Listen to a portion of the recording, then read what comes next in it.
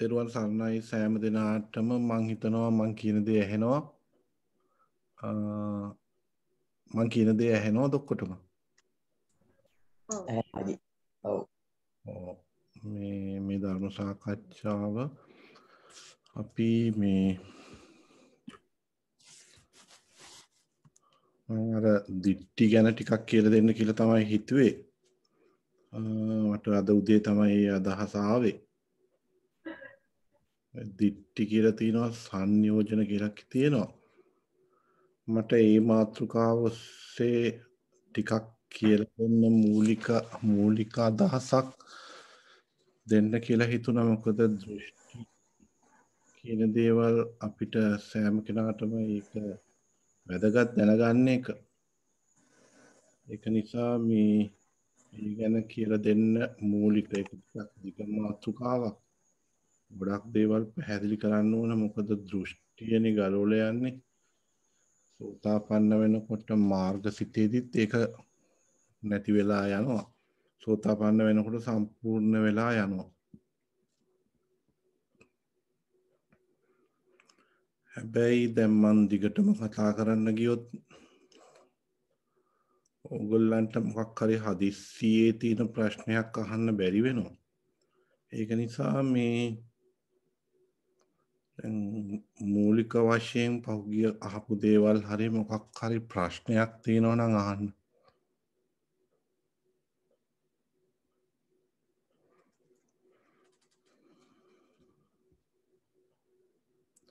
ප්‍රශ්නයක් මොනවා හරි තියෙනවා නම් අහන්න. මං හිතන්නේ මං කියන දේ ඇහෙනවා.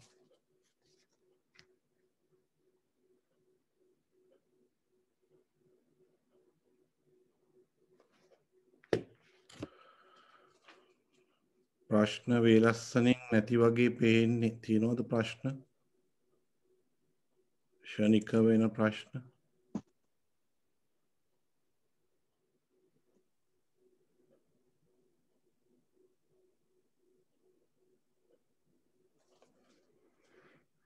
දැන්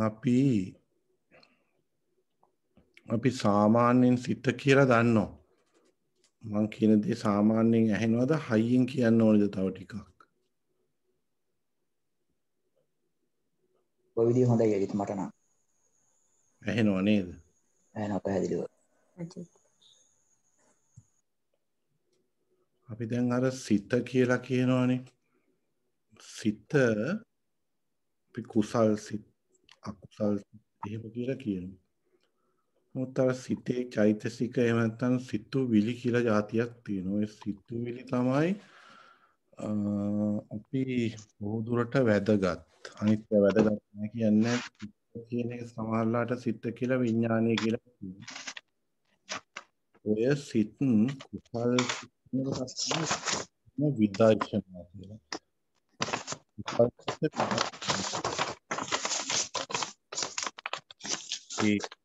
ඒ කුසල් සිත් විදර්ශනා මෙන්න මේ ටික හොඳට ගැඹුරුව තේරුම් ගන්න. මොකද අර සිත පොඩ්ඩක් කඩලා තේරෙන්නේ නැති නිසා බොහෝ දේවල් තේරෙන්නේ නැහැ. මේක ටිකක් අර අභිධර්මයේ පොඩි කොටසක්. අභිධර්මයේ පොඩි කොටසක් කියලා කිව්වට මේ බය වෙන්න එපා. මේක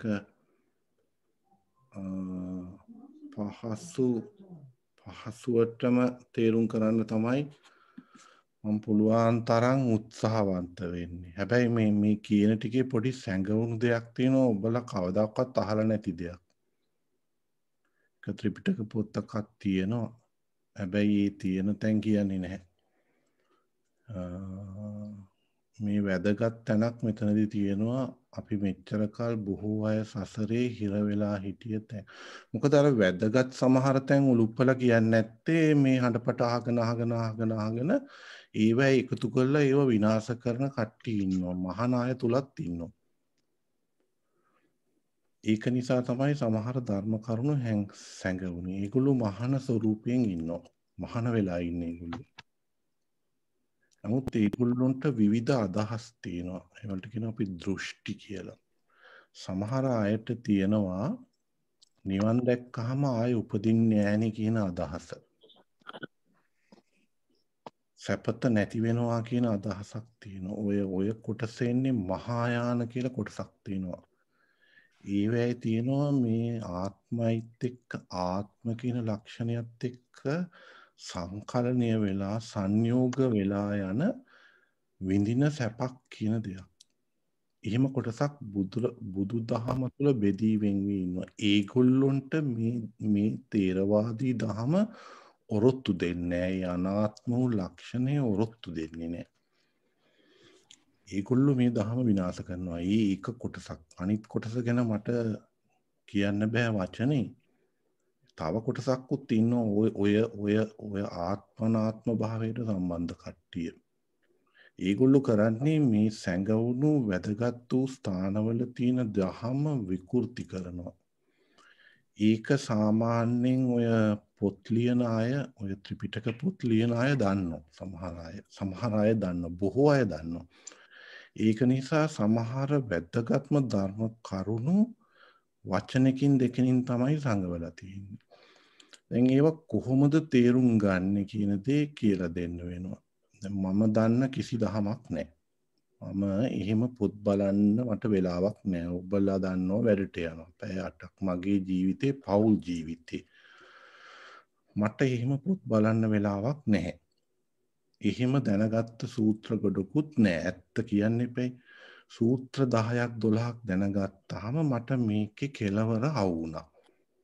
මොකක් හරි හේතුවක් නිසා මට මේක දැනුණා. හැබැයි ජීවිතේ හැම තිස්සෙම ඉන්න ගමන් ඉතාමත්ම හොඳ සිහියෙන් ඉන්නවා. ඒ සිහියේ ඉබේමයි ලැබිලා තියෙන එක පුරුදු වෙලා තියෙනවා.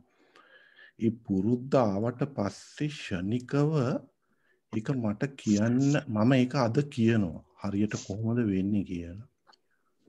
එක වෙලාවල් වලදී ධර්මය පිළිබඳ යම් ගැටලු ගෙනල්ලා දෙනවා. මේක කියලා. සමහර ඒවා කිසි දිනක නොසිතපු ඒවා. ඒ ක්‍රමය තමයි ඒක දුන්නාම ඒක ලෝකෙට කියන්නේ ඉස්සෙල්ලා ඒක මට දෙනවා ප්‍රඥාවේ මට්ටමකින්. මම අර කිව්වේ ඒක තමයි. ප්‍රඥාවකින් මට්ටමට දුන්නාම මම ඒක විඥාන මට්ටමට දාගන්නවා. ප්‍රඥාවේ මට්ටම දෙන්නේ සිහිය තියාගෙන ඉන්නකොට උදළු ගන්නකොට කඩේ කැෂියර් ළඟ ඉන්නකොට කියන්න බෑ කොහෙද කියලා. සිහිය තියාගෙන ඉන්නකොට ඒක ටක් ගාලා ඇදලා ගන්නවා ප්‍රඥාවේ මට්ටමින්. අරගෙන විඥානයේ මට්ටමට දාගන්නවා. එතකොට මේ එක සිතක් ඇතුළත කරන ක්‍රියාවලියක් තමයි මම මෙතනදී පැහැදිලි කරන්නේ. අපි ඔය කුසල් සිත්වල ප්‍රඥා චෛතසිකය කියලා වෙනම දාලා වගේ පෙන්වුවට ඒකට අපි අභිධර්මයේ කියනවා සෝමනස්ස සාගත මට මතක විදිහට සාධාරණ හෝ අසාධාරණ චෛතසික සෝමනස්සයි. ඒ චෛතසික 6ක් තියෙනවා. ඒකේ තියෙනවා ප්‍රඥාව කියලා චෛතසිකයක්.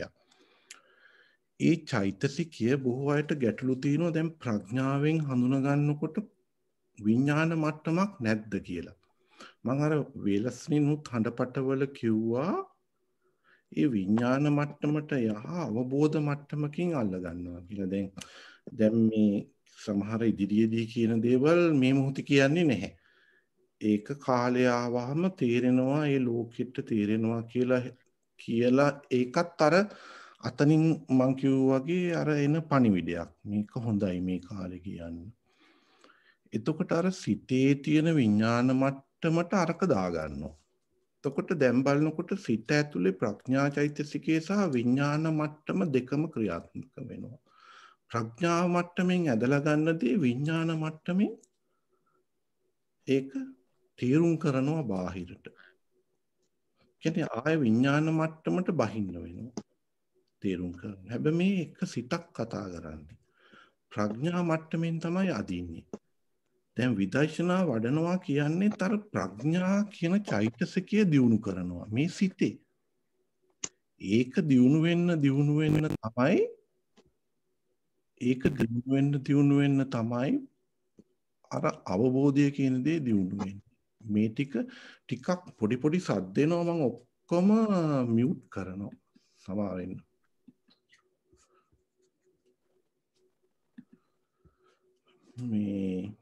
මේ ටික හොඳට අහගෙන ඉන්න.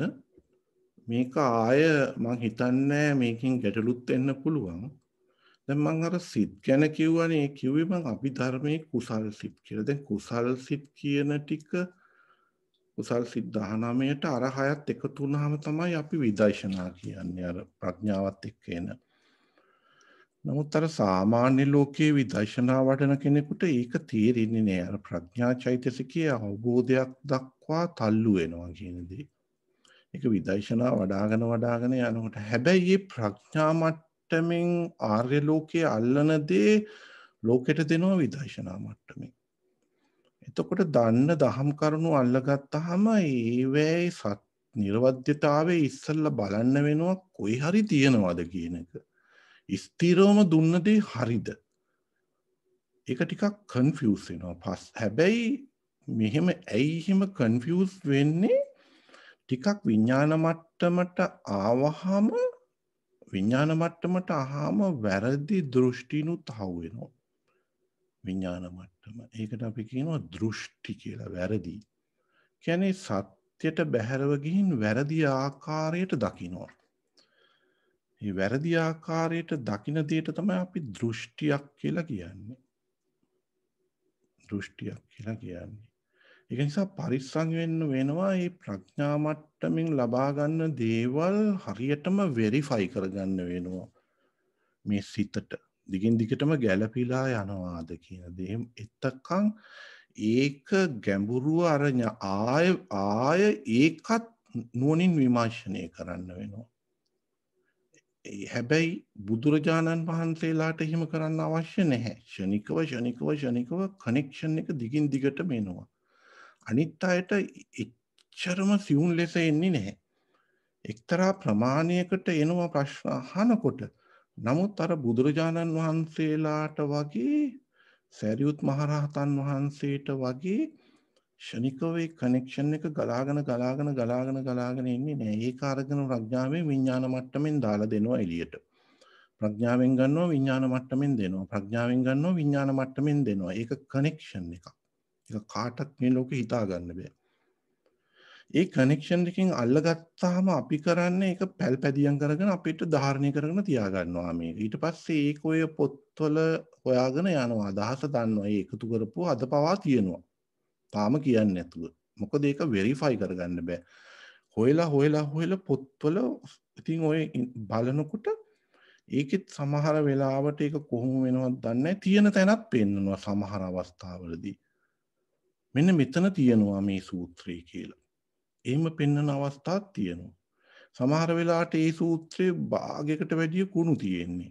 අන්න පොඩි කොටසක වචන ටිකක අවශ්‍ය කරන එක තියෙනවා. අවශ්‍ය කරන දේ හිතා ගන්න බෑ. මේ සූත්‍රය සම්පූර්ණ කුණු ගොඩක්. නොතේරෙන කෙනෙක් ඉතින් ඔහි කියවනවා. හැබැයි අවශ්‍ය කරපු ටික එතන තියෙන්නේ වචන පේලි සමහරකට වචන 4-5. ඒ වචන 4-5 තියෙන ගැඹුර ඉතාමත්ම අර්ථවත්. යන්න එතන සැඟවිලා දහම. එතකොට ඒක අරගෙන ඒක උලුප්පල අරගෙන අරකට ගලපුවාම අන්න හරි. දැන් ඔන්න දහමට ගැලපෙනවා. එතකොට සූත්‍ර නිකන් කියුවට ඒව ඇතුලේ තියෙන සමහර වචන කිසි වැඩකට නැහැ. බොහෝ තැන්වල ඒක තියෙන්නේ. වැදගත් කොටස පොඩ්ඩයි තියෙන්නේ. එහෙම නැත්නම් පොදුවේ ඉතින් තියෙනවා අනිත්‍යයිනේ දුක්ඛයිනේ. හැම තැනම තියෙනවානේ. පොදුවේ තියෙන හැම තැන් ඉතින් කොහොම අහලත් තේරුම් කරත් ගැලවෙන්නේ නැහනේ. ගැලවෙන්නේ නැහැ. හැම තැනම අනිත්‍යයි කියනවා දුකයි අනාත්මයි චතුරාර්ය සත්‍ය. එතකොට අර පසල් එක කම්ප්ලීට් කරන්න සියුම් තැන් ටික නැහැ. ඒක නිසා අර ලොකුවට ඇහෙන දහම් කරුණු ඔක්කොටම ඇහෙන දේවල්. හැබැයි නුවණින් දැනගත යුතු වැදගත් වූ කොටස් ටිකක් තියෙනවා. ඒවා මම මේ දක්වා කියලා දීලා තියෙනවා. ඒක කියනකොටත් උලුප්පල කියන්නත් ටිකක් අකමැත්තක් දක්වනවා. මොකද අර මිනිස්සු නිසා. අර කට්ටිය ඉන්නවා. ඒ කට්ටිය හැම තැනම ඉන්නවා. හිතන්න බෑ. කොයි ධර්මදේශකයත් ඒගොල්ලොන්ට දැනෙනවා ඒක. ඒගොල්ලොන් විරුද්ධව තියෙන අදහස දියුණු කරලා තියෙන්නේ. ඒක ඒගොල්ලොන්ට ඉවෙන් වගේ දැනෙනවා මේකට වැඩේ දෙන්න ඕනේ කියලා. ඒක මේ මට විතරක්වත් එහෙම නෑ. ඒගොල්ලෝ දන්නවා හරියටම මේක මතුවලා එන තැන. ඒගොල්ලන්ට දැනෙනවා ඉවෙන් වගේ. ඒක ඒගොල්ලෝ සසරේ පුරුදු කරලා තියෙනවා විනාශ කරන කට්ටියට. ඒක නිසා ඒගොල්ලොන්ගෙනුත් හඟවගෙන නිකන් කියන දේ තමයි කරන්නේ. දැන් මම අර දෘෂ්ටියක් කියලා කිව්වනේ දෘෂ්ටි කියලා තියෙනවා අපි අහලා තියෙන දෘෂ්ටි සාමාන්‍යයෙන් වැඩිපුරම අහලා තියෙන්නේ අර මිත්‍යා දෘෂ්ටි. ඒ කියන්නේ මිත්‍යා දසවස්තුක 10ක් තියෙන එක තමයි අපි වැඩි දෙනෙක් අපි කියන්නේ හැම කෙනාටම අනිවාර්යෙන් ඒකෙන් වෙන් වෙන්න කියලා. ඊට අමතරව ඉතින් අපි වැඩි දෙනෙක් අහලා තියෙන ඔය ආත්ම දෘෂ්ටිය, සක්කාය දෘෂ්ටිය. එතකොට ඔය ඒ කියන්නේ අස්සාස, ඒ කියන්නේ ආස්වාදය නිසා ඇතිවන දෘෂ්ටි. ඔයගේ දෘෂ්ටීන් ගොඩක් තියෙනවා. එක එක ස්වරූපී. මට කියන්න අවශ්‍ය වෙන්නේ දෘෂ්ටිය කියන්නේ දිට්ඨිය නෙමෙයි. අපි එහෙම පාවිච්චි කරාට වචන දෘෂ්ටිය, දිට්ඨිය, එතකොට මිත්‍යා දෘෂ්ටිය, මිච්ඡා දෘෂ්ටිය, ඕයි අර්ථය සියුම් ලෙස වෙනසක් තියෙනවා. ඒ ත්‍රිපිටක පොතේත් ඒක තියෙනවා. ඒක වෙනස් වෙන විදිහක් තියෙනවා. මට ඔය ඔක්කොම ඔබලට කඩ විස්තර කරනවට වැඩිය මේ ට්‍රික් එක කියලා දුන්නාම ඔබලට මේක තේරෙන්න ගන්නවා.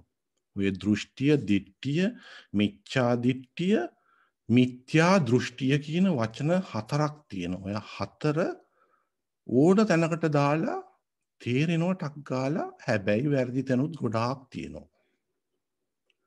ඒක නිසා ටිකක් හොඳ තැනුත් තියෙනවා. හරියට වචනේ අර්ථයත් එක්ක එන තැන්. මේක දැනගත්තාම අර ලොක්කු පින්තූරේ තේරුම් ගන්නවා. දැන් දෘෂ්ටියක් කියන්නේ වරදවා දැකීමක්. සත්‍යයට බැහැර වූ වරදවා දැකීමක්. ඒ වරදවා දකින්නවා කියන තැන හරි වරදවා දකින්නවා කියන දේ තමන්ගේ මනස තුල තියෙන අදහසක් වගේ එක. ඒක හටගත්ත දෙයක්. ඒ දෘෂ්ටිය කියන දේ. ඒක හටගත්ත හේතු තියෙනවා. ඒ හටගන්න හේතුවක් තියෙනවා. ඒක හටගත්තට පස්සේ තමන් තුල ඒක පැල්පදියම් වෙනවා. ඒක නිකන් තියෙනවා. හැමතිස්සෙම වගේ තියෙනවා. ඒක එළියට එනවා. සිතේ දැන් තියනවද කියලා වොත් එහෙම නැහැ. හටගන්නේ හේතු ටිකක් නිසා. දෘෂ්ටිය හට ගැනීමක් වෙනවා. ඒ හටගන්න දේ හුරු කර පුරුදු කරලා තියෙනවා. තියෙන දෘෂ්ටිය තමයි මම කියලා ගන්නවා. මගේ කියලා ගන්නවා, මගේ ආත්මය කියලා ගන්නවා. දෘෂ්ටිය. ඒක අදහසක්. ඒක මෙහෙම අල්ලලා මේකේ තියෙන්නේ. එහෙම කියලා පෙන්වන්න බෑ. ඒක තමන් තුල තියෙන නොදැනුවත්කම කියන්න බෑ. ඒක අවිද්‍යාව නෙමෙයි. අවිද්‍යාව නිසා තමයි ඒක හටගන්නේ. අවිද්‍යාව එක හේතුවක් දෘෂ්ටිය හටගන්න. ඒකයි දෘෂ්ටිය වෙනම තියෙන්නේ. සක්කාය දිට්ඨිය ප්‍රහීන කරන්නේ. දැන් මම සක්කාය දිට්ඨිය කියන වචනේ පාවිච්චි කරා. දිට්ඨිය කියන්නේ වර්ධවා ගන්න දෘෂ්ටිය දැඩිව අල්ල ගන්නවා. දැඩිව වර්ධවාගත් දෘෂ්ටියෙන් දැඩිව අල්ලගත්තොත් ග්‍රහණය කරොත් තදින් අපි ඒකට කියනවා දිට්ඨියක් කියලා. එතකොට මම වචන දෙකක් ඇදුවා. එකක් දෘෂ්ටිය, අනිත් එක දෘෂ්ටිය කියන්නේ වර්ධවා ගැනීම. සත්‍ය වූ දෙයක් තියෙනවා ලෝකේ, ඊට පිටින් වර්ධවා ගන්නදී දෙවෙනි වචනේ දැඩිව ගන්නවා. වර්ධවා දැඩිව ගත්තාම අපි කියනවා දිට්ඨි කියලා. දිට්ඨිය. දෘෂ්ටිය කියන්නේ වර්ධවා ගැනීම. කුමක් වර්ධවා ගැනීමද? කුමක් වර්ධවා ගැනීමද? මම මගේ කියන දේ. නැත්නම් ආත්මය කියන ලක්ෂණය වර්ධවා ගැනීම. එහෙනම් වර්ධවා නොගත්ත යුත්තේ මොකද්ද? මම කියන දේ නුවණින් විමර්ශනය කරන්න ඕන. මගේ කියන දේ නුවණින් විමර්ශනය කරන්න ඕනේ, මගේ ආත්මය කියන දේ නුවණින් විමර්ශනය කරන්න ඕනේ. තාම මේ දිට්ඨි ස්වરૂපයෙන් කතා කරන්නේ. ඇත්තටම ඔය මම දැන් දෘෂ්ටිය සහ දිට්ඨිය කියන දේ පැහැදිලි කරා. ඔය දෘෂ්ටිය කියන දේ මම මගේ කියන දේ කොච්චර දැඩිව අල්ලගෙන ඉන්නවද කියන එක මත එයා ඒක අපි ඒ වචනේ මිත්‍යා දෘෂ්ටිය කියලා කියනවා. මම මගේ කියන දේ කොච්චර ග්‍රහණයෙන් අල්ලගෙන ඉන්නවද? දැන් අපි උදාහරණයක් හැටියට දුන්නොත් දෘෂ්ටියක් ඇති වෙන්න හේතු තමයි රූප වේදනා සංඥා සංකාර විඥාන. රූප වේදනා සංඥා සංකාර විඥාන හේතු වෙනවා දෘෂ්ටියක් ඇති වෙන්න. දෘෂ්ටියක්. උදාහරණයක් හැටියට රූපයක් ගත්තොත් ඇහෙන් දකින රූපය නිසා තමාගේ මනස තුල දෘෂ්ටියක් ජනනය වෙනවා. ඒ අවස්ථාවේදී හට ගන්නවා. මේක ප්‍රායෝගිකයි. රූපයක් හේතු කරගෙන දෘෂ්ටියක් හට ගන්නවා. ඒ දෘෂ්ටියට තමයි මම කිව්වේ මම මගේ කියලා. ඒ අල්ලගන්න දෘෂ්ටිය එක එකනා දැඩිව අල්ලගන්න ප්‍රමාණය දිට්ඨිය වෙනවා. ඒ දිට්ඨිය මත එයා සතර අපායට වැටෙනවා. එහෙම නැත්තම් එයා සත්ව ලෝකෙ ගිහින් උපදිනවා. එතකොට අපි කියනවා ඒකට මිත්‍යා දිට්ඨි කියලා. අල්ලගන්න ප්‍රමාණය මත. අපි කියමු සමහර කෙනෙක් දැඩිව මම මගේ කියලා එක අල්ලගන්නේ නැහැ. හැබැයි එයාට තියෙනවා මිච්ඡා දිට්ඨිය. මිච්ඡා කියන්නේ දසවස්තුක මිච්ඡාව. අම්මට කරන දේ පිම්පාව් ඒක පිළිගන්නේ නැහැ. එයා කරන වැඩේ එයාට ඒකත් එක්ක එකතු වෙලා එයාගේ දෘෂ්ටිය ආවොත් එයා දැඩිව ඒ දෘෂ්ටියෙන් දිට්ඨියක් කරගන්නවා. වරදවා ගන්න දෘෂ්ටියෙන් දැඩිව ඇලෙනවා රූපයට. අර මිත්‍යා දසවස්තුක මිත්‍යා දිට්ඨියත් එක්ක ආවොත් එහෙම කෙනා ආශ්‍රය කරන්නවත් එපා කියලා කියන්නේ. එච්චරට එයා විනාශය කරා යන එහෙම අයට කිසිම සැලකිල්ලක් දක්වන්න එපා. ඒ අයත් එක්ක යාළු වෙන්න එපා. පාප මිත්‍රයෝ හේතු වෙනවා. ඒගොල්ලන්ට කියනවා අපි පාප මිත්‍රයෝ. ඒ පාප මිත්‍රයෝ කියන දේවල් අදහස් දෙන ඒවලට කියනවා පරතෝගෝසය. දැන් මම හේතු තුනක් දුන්නා. ස්කන්ධ මේ දෘෂ්ටිය ඇති වෙන විදිය. එකක් පරතෝගෝසය අනිත් එක්කනා පාප මිත්‍ර. දැන් මම පාප මිත්‍රය හඳුනන පරතෝගෝසය කියන්නේ වැරදි අදහස් දෙන එකනා. වැරදි අදහස් දෙන එකනා.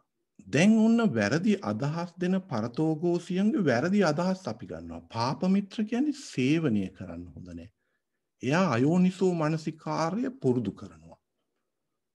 අකුසලයට නැඹුරු කරනවා. දැන් එහෙම එක්කෙනෙක් ගැන තමයි මං කිව්වේ මිත්‍යා දෘෂ්ටිය එයාට වැටිගෙන තියෙනවා. එයාගේ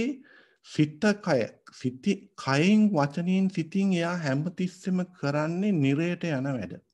සතර පායට යන වැඩ. එයා ඒක ඔය ධර්මයේ සඳහන් වෙනවා එයාගේ දෘෂ්ටි ගහණයක්, විනාශයක්, දෘෂ්ටි විපත්තියක්, දෘෂ්ටි හුලක්. ඒක ඒ විදිහට තමයි ධර්මයේ දැඩි වචන පාවිච්චි කරනවා. එයාව ඇසුරු කරන්නේ නැහැ. මොකද එයා නිසා තමා තුළ දෘෂ්ටිය හටගන්නවා. ඒ දෘෂ්ටිය වචන ගැන විමසිල්ලෙන් ඉන්න ඒ දෘෂ්ටිය දිගින් දිගටම පුරුදු කරනවා. එතකොට දෘෂ්ටිය කියලා කියන්නේ වරදවා දැකීමක්.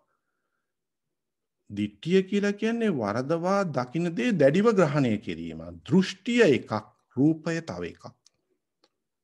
රූපයයි දෘෂ්ටියයි එකක් කියලා කියන්න බෑ. ඒ දෙක වෙනස්. වේදනාවටත් ඒකයි. වරදවා ගන්න ස්වභාවය එකක්. රූපය තව එකක්. ඒ රූපයෙන් අපි ලබන ආස්වාදය පැන ගියොත් අස්සාස දෘෂ්ටිය. අස්වාස දිට්ඨිය ආස්වාද දිට්ඨියට කියොත් ආස්වාදය කියන්නේ එකක්. දිට්ඨිය කියන්නේ වරදවා ගැනීමක්. වරදවා ගැනීම කියන වචනයට මං කිව්වේ මමයි මගේ කියලා ගන්න. දැඩිව. මමයි මගේ කියන දේ මිත්‍යා දසවස්තුක මිත්‍යා දිට්ඨියෙන් තවත් පෝෂණය වුණොත් අරයා ඉතාමත්ම දැඩිව ග්‍රහණය කර ගන්නවා අර ආස්වාදය. ඒ කියන්නේ ආස්වාද දෘෂ්ටිය. ආස්වාද දිට්ඨිය. එතකොට මේ ආස්වාදයක් කියන දේ ලෝකේ තියෙනවා රූපයෙන් වේදනාවෙන් ආස්වාද විඳිනවා අපි. සංඥා විඳිනවා අපි ගොඩක් දේවල් වලට ආස්වාද අපිට තියෙනවා. ඒකෙන් දැඩි වෙනවා අරය මිච්ඡා දිට්ඨිය තියෙන එකන. එතකොට යා නිරේ උපදිනවා. නැත්තම් සත්ත්ව ලෝකේ උපදිනවා. හැබැයි ඒක අයින් කර පමණින් මම මගේ කියලා අල්ලන ගතිය දැඩි වෙනවා නම් එයාට ඒකට අපි කියනවා මිත්‍යා දිට්ඨිය කියලා. මිත්‍යා. ඒ වගේ දිට්ඨි ගොඩක් තියෙනවා. දැන් සක්කාය දිට්ඨිය, ආත්ම දිට්ඨිය, එතකොට ආස්වාද දිට්ඨිය, අන්ත ගැන හිතන විදිය, සහස්සත දිට්ඨිය, උච්ඡේද දිට්ඨිය, මමත්වේ මානෙන් ගන්න දිට්ඨිය. දැන් ඒ ආකාරයට මේ ටික ඔබලට තේරුණොත් දැන් මම මෙතනින් කිසි දෙයක් නැහැ. මේක ටික තමයි දෘෂ්ටි. මේ දෘෂ්ටිය කියන දේ දෘෂ්ටියෙන් දැඩිව ඇලෙනවා නම් දිට්ඨි. එතකොට සක්කාය දිට්ඨිය කියනකොට 20 ආකාරයකින් එක දැඩිව ඇලිලා තියෙන්නේ. ඒ ඇලෙන තැන සැඟවිලා තියෙන්නේ අර මමයි මගේ ආත්මය කියන දෘෂ්ටිය කියන දේ වරදවා ගන්නවා. දැඩිව ගන්නේ පටිච්චසමුපාදය නොදන්න කම නිසා. එතන ක්‍රියාවලිය දන්නේ නැහැ. නිසා මට කියලා තනි කරලා ගන්නවා. මම කියලා. මගේ කියලා. ඒ දෘෂ්ටියෙන් ලෝකේ දේවල් පරිහරණය කරනවා. ආස්වාදය විඳිනවා. රූපවලට වේදනාවට දකින්න දේවල් ඒවැ ආස්වාද. අපිට අර මේ අශෘතවත් ශ්‍රාවකයා ඒ කියන්නේ ආර්ය දහම අසා නැති කෙනා ඒ දෙක වෙන් කරලා දකින්න බෑ. එයාට හිතෙනවා දෘෂ්ටියත් අර ආස්වාදයේ ඇතුළෙමයි තියෙන්නේ. රූපයේ ඇතුළේ බැහැලා දෘෂ්ටිය. එයාට වෙන් කරලා දකින්න බෑ. වේදනාව වෙන් කරලා දකින්න බෑ එයාගේ දෘෂ්ටියෙන්. එයා වේදනාව තුලින් දැඩි වේදනාවට දැඩිව අල්ලගන්නේ එයාගේ දෘෂ්ටිය නිසා කියලා එයාට තේරෙන්නේ. මෙන්න මේ කිව්ව ටික යාට තේරෙන්නේ. ඒ කියන්නේ යා ආර්ය දහම අහලා නැහැ. ආර්ය දහම අහලා නැහැ. ඒ කිව්ව ටික ඇතුලේ මම දුන්නේ සරලව big picture. අපේ භාෂාවෙන් කියන්නේ ලොකු පින්තූරේ. ලොකු පින්තූරේ දිහා බලනකොට මම හිතනවා ප්‍රශ්නාන්යන් ඉස්සලා මේ හිතුව. දැන් අපිට රූප අරමුණක් එනවා. රූපය දැක්කාම සමහරලාට රූපයටම අපි අපෙන් සිතක් හදාගන්නවා අරමුණ හැටියට දාන. දැන් අපි සිතක් හදන්න නැතුව හිටියොත් අපි දැන් හිතමු අපි සිත් හදන්නේ නැහැ. අපි මේ ක්‍රියාවලිය අර ප්‍රඥාවෙන් දැක ගන්න බලනවා. මේක නුවණින් විමර්ශනය කරනවා. මොකද්ද වෙන්නේ ක්‍රියාවලියක් මෙතන වෙන්නේ. රූපය දැක්කා තමන්ගේ හිතෙන් අරමුණු ගන්නවා. දැන් අම්මා දකින්න දෑවැද්ද දුන්නේ නැහැ කියලා අල්ල ගන්න පුළුවන්. තමන් අල්ල ගන්නවා. තාම සිත් වලට හිතන්න යන්න එපා. මේක නිකන් ලොජිකල් ස්ට්‍රක්චර් එක කියලා කියන්නේ. ඒ වගේ. මේක තාම අපි අර ඔක පරිගණක විද්‍යාවෙන් නම් ඔක හොඳට පැහැදිලි කරනවා. ඒ කියන්නේ ඒ සමහර වචන ඒගොල්ලන්ට තේරෙන්නේ නැති නිසා දාලා වැඩක් නැහැ. ඒ කියන්නේ ඇත්තටම මේක ඒක රියලිස්ටික් නැහැ. ඒ විදිහට බලන්න ඕනේ. සිත තාම ගොඩ නැගිලා නැහැ. රූපය අම්මා එනවා. තමන් හදා ගන්නවා දෑවැද්ද දුන්නේ නැහැ කියලා. ඒ දෑවැද්ද දුන්නේ නැහැ කියන අදහස තැන් දෙකේම නොදන්න කමක් තියෙනවා. අම්මා ගැන අවබෝධිකුත් නැහැ. තමන් දෑවැද්ද දුන්නේ නැහැ කියන අරමුණ හදා ගන්න තැනත් නොදන්න කමක් තියෙනවා. දෘෂ්ටිය වැරදි එතන. දැන් මේ ගලවන්නේ යන්නේ සක්කාය දිට්ඨිය. ඒ දෙකම නොදන්න කමක් තියෙනවා. අම්මාගේ රූපයේ ස්කන්ධය හේතුවක් වෙනවා දෘෂ්ටියක් ගොඩනගා ගන්න. මොකද්ද දෘෂ්ටිය? මම කියලා අල්ල ගන්නවා මගේ අම්මා. මගේ අම්මා මගේ කරගන්නවා ආය අදහස තාම සිත් නෑ. මේ ක්‍රියාවලිය ප්‍රඥාවෙන් දකිනවා. මේකයි වෙන්නේ ක්‍රියාවලිය. ඔන්න ඕක නුවණින් විමර්ශනය කරනවා. ඇත්තටම මෙහි මෙන්න මෙහෙම දෙයක් වෙන්නේ. එතකොට නොදන්නකම තියෙන්නේ අම්මා ගැනත් දන්නේ නෑ. එතන දන්නේ නැති නිසා මගේ අම්මා කියලා අල්ලනවා. අරමුණ ගණ්ඩ යන අරමුණත් දෑවැද්ද දුන්නේ. හරි මොකක් හරි ඒක ගැන දෘෂ්ටිය වැරදි. වැරදිව දැකලා තියෙන දෙකක් දැන්. දෙකම වැරදියට දැකලා. තාම සිත හැදුවේ නැහැ. වැරදියට දැක්කොත් ගැටෙන සිතක් හදනවා. දැන් ඔන්න සිත හැදුවා. ඒකට අපි කියනවා ගැටෙන විඥානය. නුවණින් දැක්කොත් අපි කියනවා විදර්ශනාව. දැන් කිව්වේ ප්‍රඥාව. එයා මේ විදියට දැක්කොත් ක්ෂණික එයා ප්‍රඥාවෙන් ඒක අල්ලන්නේ සිත ප්‍රඥාවෙන් අල්ලනවා. ඒකට කියනවා අපි විදර්ශනාව කියලා. දෘෂ්ටියකින් ඇල්ලුවොත් ග්‍රහණය කරලා වැඩිම ග්‍රහණය කරොත් දැඩිව අල්ලගත්තොත් දිට්ඨියකින් එයා වෛරී සිතක් ඇති කරන්න පුළුවන්. ක්‍රෝධය ඇති කරන සිතක් ඇති කරන්න පුළුවන්. එයාගේ උපත නිරේ. වැඩි ක්‍රෝධ කරන කට්ටිය. එතකොට අම්මා කෙරෙහි ක්‍රෝධයක් ඇති කරගන්නවා. දෘෂ්ටිය වැරදි. ඇයි මම කියලා ඇල්ලුවා. මගේ අම්මා මගේ අදහස. එහෙම අල්ලගත්ත හැමතැනම අර ස්කන්ධ ටික නිසා දෘෂ්ටියක් ගොඩනගනවා. ස්කන්ධ කිව්වේ රූපස්කන්ධය අම්මගේ. වේදනාස්කන්ධය. අවිද්‍යාවත් එක හේතුවක් ඔය දෘෂ්ටිය ජනනය වෙන්නේ. ඒ කියන්නේ දෘෂ්ටිය හට ගන්න. ඒ කියන්නේ චතුරාර්ය සත්‍ය නොදැනීම. සංඥා කියලා කොටසකුත් තියෙනවා. 8ක් තියෙනවා දෘෂ්ටීන් හට ගන්න හේතු. සංඥා කියලා තියෙනවා. එතකොට ස්කන්ධ කියලා කියනකොට රූප වේදනා සංඥා සංඛාර විඥාන. තව සංඥා කොටසක්කුත් තියෙනවා. ඒ සංඥා අපි පොදුවේ සංඥා කියන අනිත්‍ය සංඥා, අනත්ත් සංඥා, ආදීනව ඔය සංඥා ගොඩාක් තියෙනවනේ. අසුභ සංඥා. ඒ සංඥා කියන්නේ අර නිකන් වචනයෙන් අපිට දැනෙන දේවල්. සංඥා හඳුනා ගැනීම. හැබැයි පංචස්කන්ධය ඇතුලේ සංඥාව කියන්නේ ඊට වැඩිය වෙනස් අදහසක් විතර තියෙන්නේ. අපි වේදනාවක් කියලා හඳුනා ගන්න එපේ. ඒ සංඥාව එතන තියෙන්නේ. රූපේ හඳුනා ගන්නවනේ වර්ණ සටහනේ. එතකොට එතන සංඥාව බැඳිලා තියෙන්නේ ඒකට. ඒක අර අනිත්‍ය ස්වરૂපේ සංඥාවක් වෙන්න පුළුවන්. නමුත් මේ රූප වේදනා සංඥා කියන තැනයි මේ තමන්ගේ දෘෂ්ටිය හටගන්න සංඥාවයි වෙනස්. අනිත්‍ය වූ දේවල් නිට්ටයයි කියලා අල්ලගෙන සංඥාව නිසා තමන්ගේ සිත තුළ දෘෂ්ටියක් හදාගන්න පුළුවන්. එතකොට ඒ සංඥාව අනිත්‍යයි කියන සංඥාව හේතු වෙනවා තමන්ගේ සිතේ දෘෂ්ටියක් ජනනය කරන්න. ඒ දෘෂ්ටිය දිගින් දිගටම පවත්වන්න. වෙනස හොඳට තේරුම් ගන්න. එතකොට පංචස්කන්ධේ සංඥාව කියන දේ අර වේදනාවත් එක්ක වේදනාව හඳුනා ගන්නකොට හඳුනා ගන්නවා වේදනාවක් කියලා. ඒක ගිහින් විඥාණයට තේරුම් කරනවා. විඥාණයෙන් තමයි තේරුම් ගන්නේ හරියටම දැනෙන්නේ මේ සුඛ වේදනාව. එතන සංඥාව වේදනාවත් එක්ක එකතු වෙලා තියෙනවා. රූපයත් එක්කත් එකතු වෙලා තියෙනවා. මම මෙතනදී කියන සංඥාව අර වෙනස්. අසුබේ නෙවෙයි. සුබයි ඒ කියන සංඥාව වෙනස්. ඒ සංඥාව හේතු වෙනවා මෙයා. තව එකක් තියෙනවා ස්පර්ශය කියලා. ස්පර්ශය ගැන මම අර කිව්වේ අපි ගස් ගල් වඳිනකොට එන්නේ ඒක ඩිරෙක්ට්ලි. මම හිතන්නේ මම ඒ සූත්‍රය කිව්ව ඒක විස්තර කරන සූත්‍ර බ්‍රහ්මජාල සූත්‍රෙත් තියෙනවා. මට අනිත් සූත්‍රේ චන්න කියලා සූත්‍ර එකක් තියෙනවා. ඒ කෙලින්ම සිතට ස්පර්ශ කරනවා.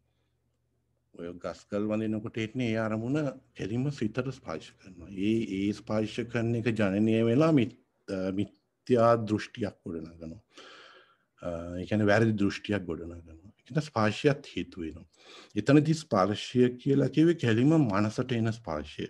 ওই දෘෂ්ටීන් ඔක්කොම එන්නේ මනසට එන ස්පර්ශයක්. ඒ කියන්නේ දෘෂ්ටිය කියලා කියන්නේ මනසට දැනෙන දෙයක්. මන ආයතනයේ වදින දෙයක්. අනිත් ඒවා සම්බන්ධ නොවෙනවා කියන්නේ නැහැ. නමුත් මේවා තමයි හේතු ටික. රූපය කොහොමද සම්බන්ධ වෙනවා. ස්කන්ධ ටිකට ඒක අයිති වෙනවා. ඊට පස්සේ තව එකක් තියෙනවා අරමුණ. දැන් අරමුණ කියලා කියන්නේ අරමුණ අර මං ඉස්සෙල්ලා කිව්වා වගේ අරමුණ හේතු වෙනවා. දැන් අම්මා දැක්කහම දෑවැද දුන්නේ නැහැ කියලා තමන් හදාගන්න අරමුණ ඒ ටික එනකොට තමයි ජනනය වෙන්නේ. හට ගැනීමක් වෙන්නේ දෘෂ්ටිය මේ ඊයේ තිබ්බද? සිත සංකතයි පටිච්ච සමුප්පන්න ඇති වෙලා පැවතිලා නැති වෙනවා කියන අදහස අර හේතු ටික සකස් වෙනකොට තමයි දෘෂ්ටියක් එන්නේ. හිතන්න එපා මේ හිතෙන්නෙම තිබිච්ච දෘෂ්ටිය දැන් එනවා. එහෙම තිබිච්ච දෘෂ්ටියක් හැමතිස්සෙම එනවා නම් කවදාක්වත් සක්කාය දිට්ඨිය ප්‍රහීන කරලා සෝතාපන්න වෙන්න බෑ. හැමතිස්සෙම තියෙනවා කියලා හිතෙනවනේ. හැබැයි ගතියක් හැටියට පුරුදු වෙලා දෙයක් තියෙනවා. අපිට හිතෙන්නෙම තිබිච්ච දේ දැන් තියෙනවා කියලා. මෙන්න මේකයි නුවණින් විමර්ශනය කරලා අර මං කිව්ව විදියට ප්‍රඥාවෙන් මේක දිහා බලන්න ඕනේ මේක සිත හැදෙන විදිය. මෙන්න මෙහෙමයි මේ වැඩ කෑල්ල වෙන්නේ කියලා. එතකොටයි අර නුවණ දියුණු වෙලා මේක තේරුම් ගන්න මේ සිතෙන් කරන මුලාව. සිතෙන් කරන මුලාව. එතකොට අර ප්‍රඥාව යොදවලා තමයි ඒක දැක ගන්න ඕනේ. එතකොට මං කිව්වා අරමුණ කියලා. අරමුණට සාමාන්‍ය අපි ධර්මයේ කියන්නේ විතක්ක කියලා. එතකොට විතක්කේ හේතු වෙනවා. එතකොට විතක්ක අරමුණ කියන්නේ අභිධර්මයේ හැටියට විතක්කේ විචාර. විචාර කරන විතක්කේ කියන්නේ අරමුණ. එහෙම නැත්නම් සිහි කිරීම. සිහි කරනකොට විතක්ක කරනකොට සිතේ තියෙන චෛතසික ටික ඔක්කොම තල්ලු කරලා විතක්ක චෛතසිකෙන් කරන්නේ අර අරමුණට යොමු කරනවා චෛතසිකය. අභිධර්මයේ හිමයි ඒක පැහැදිලි කරන්නේ. එතකොට විතක්ක කියන්නේ විතක්ක කියන චෛතසිකයේ විතක්ක විචාර එහෙම කියලා තියෙනවා. විචාර කරන්නේ අර අරමුණ ගත්ත අරමුණ විමසීමක් කරනවා. විචාරයක් කරනවා. සියුම් ලෙස බලනවා මොකද්ද කියලා. එතකොට අරමුණක් හේතු වෙනවා. අරමුණ එනකොට ඒක හේතු වෙනවා දෘෂ්ටිය ගොඩනගන්න. ජනනය කරන්න. දෘෂ්ටිය හට ගන්න. ඒ සිටී ඒ දෘෂ්ටියත් ආවහම තමයි අර අම්මා දැකපු දේ පිළිබඳ ගැටෙන සිතක් ඇති කරගන්නේ. දෘෂ්ටියක් නිසා. දෘෂ්ටිය තියෙන තාක්කල් අර ගැටෙන සිත් ඇති කරගන්නවා. දැඩිව ගැටෙනවා. දැඩිව ක්‍රෝධ කරනවා. ඒක පටිඝය දක්වා යන්නේ දෘෂ්ටිය ගැලෙව්වහම. දෘෂ්ටිය ගැටෙව්වහම එයාට ඒක අර ලෝ ලෙවල් එකට යනවා. කාමරාග පටික කියලා කියන්නේ. එතකොට කාමරාග පටික කියන්නේ ලක්කාය දෘෂ්ටිය ගැලෙව්වහම අර ක්‍රෝධ කරන්නේ පටිගයකටපත් වෙනවා.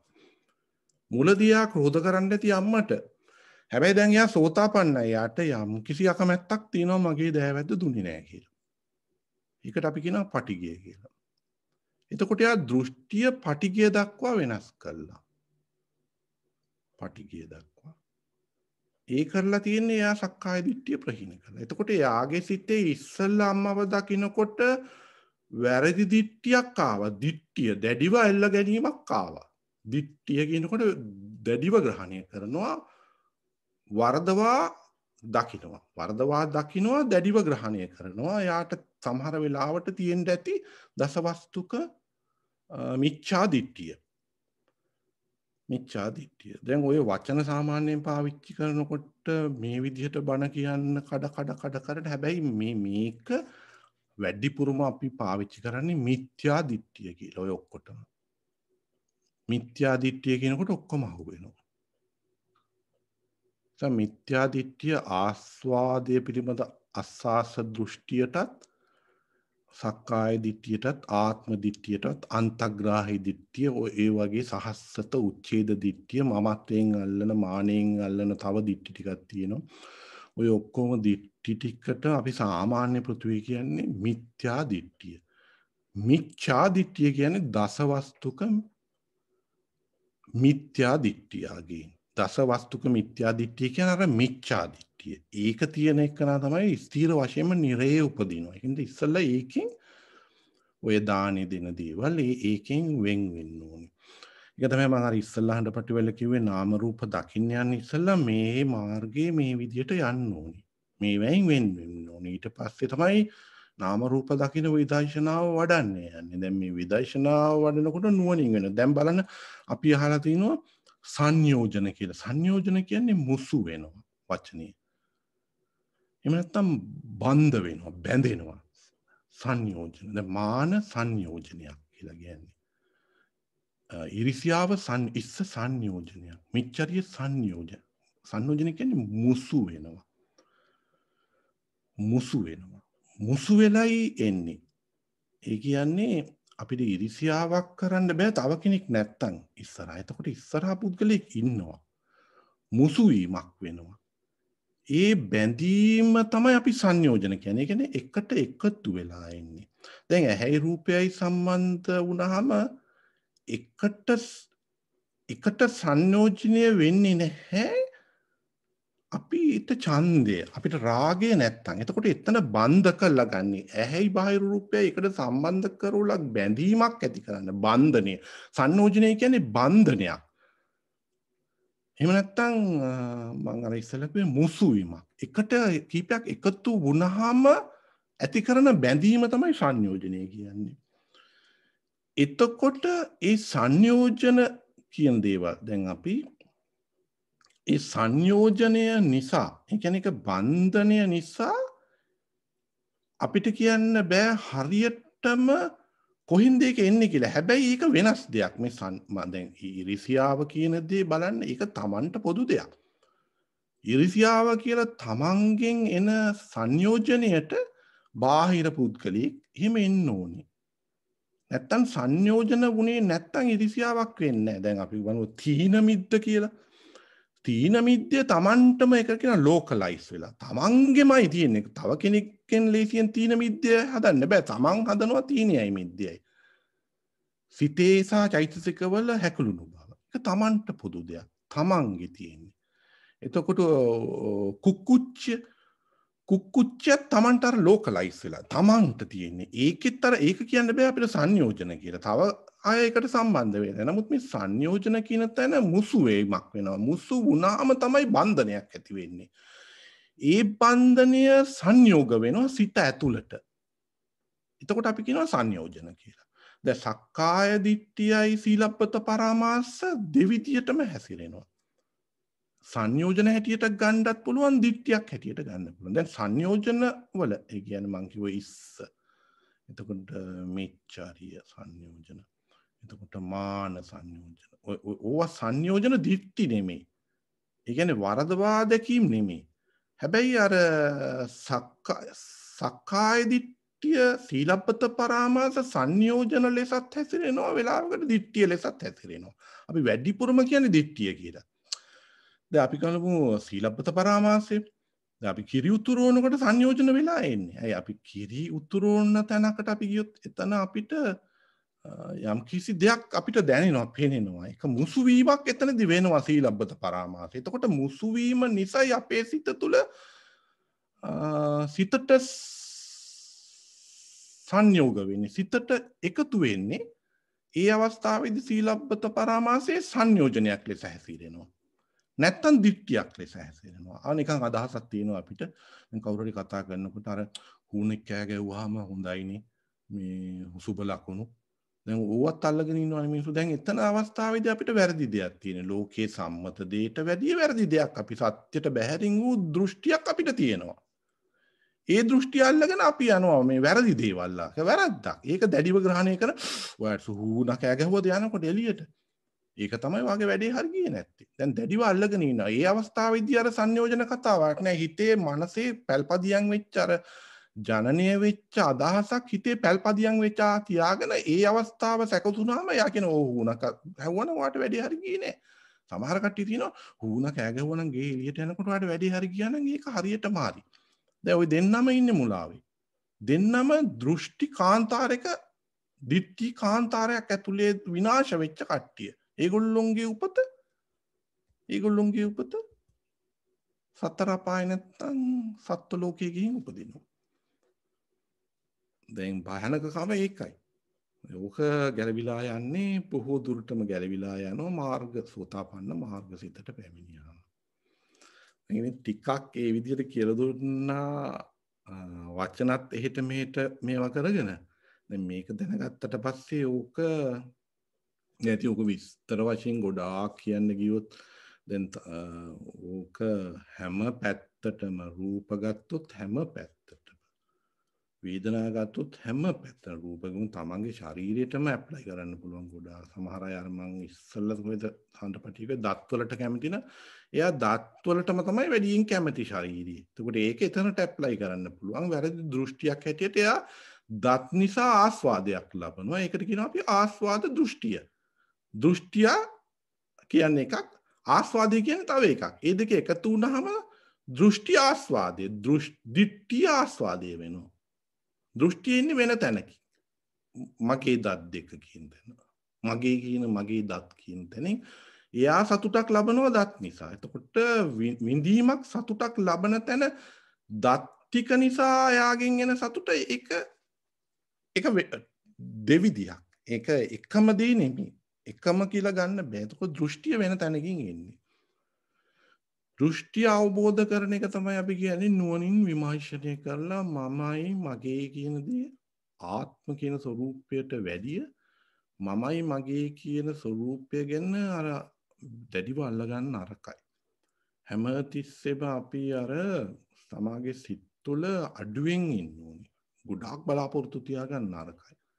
එතකොට අර ලෝකේ පරිහරණය කරනකොට අපි ටිකක් ලෝ මට්ටමකින් අපේ බලාපොරොත්තු තියෙන්නේ. අපි ලැබෙන දේවලුත් අපි හැමතිස්සෙම මේ ටිකක් ලෝ ලෙවල් එකකින් ඉන්නේ. එතකොට අපි සාමාන්‍ය ලෝකයේ පරිහරණයෙන් ජීවත් වෙනවා. ඒකෙන් අදහස් වෙන්නේ උත්සාහ කරන්න එපා, ඉගෙන ගන්න එපා කියලා.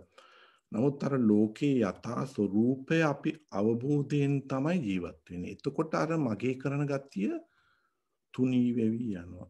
මගේ කරන ගතිය දැඩි වෙන්නේ අර මිත්‍යා දිට්ඨිය තිබුත් දසවස්තුක දැඩි වෙනවා. එයාට උගන්වන්න බෑ අපිට.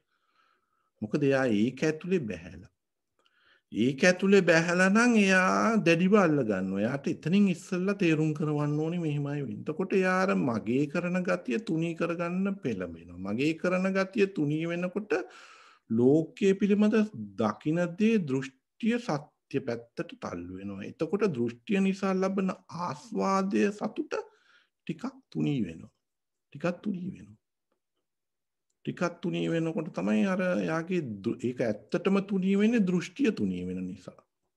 දෘෂ්ටිය තුනී වෙන නිසා. මගේ කරන දෘෂ්ටිය තුනී වෙනවා. එතකොට යාගේ ආස්වාදය තුනී වෙනවා. ඒකයි වෙන්නේ. එතකොට දෘෂ්ටිය අර මගේ කරන දේ නුවණින් විමර්ශනය කළා මම අර ඉස්සල්ලා උදාහරණේ කිව්වා වගේ යාර නුවණින් විමර්ශනය කරනකොට විචිකිච්ඡා සංයෝජනය ගලවලා යනවා. විචිකිච්ඡා සංයෝජනේ ගලවලා යනවා. දැන් ප්‍රශ්න මොන හරි තියෙනවද මේකේ?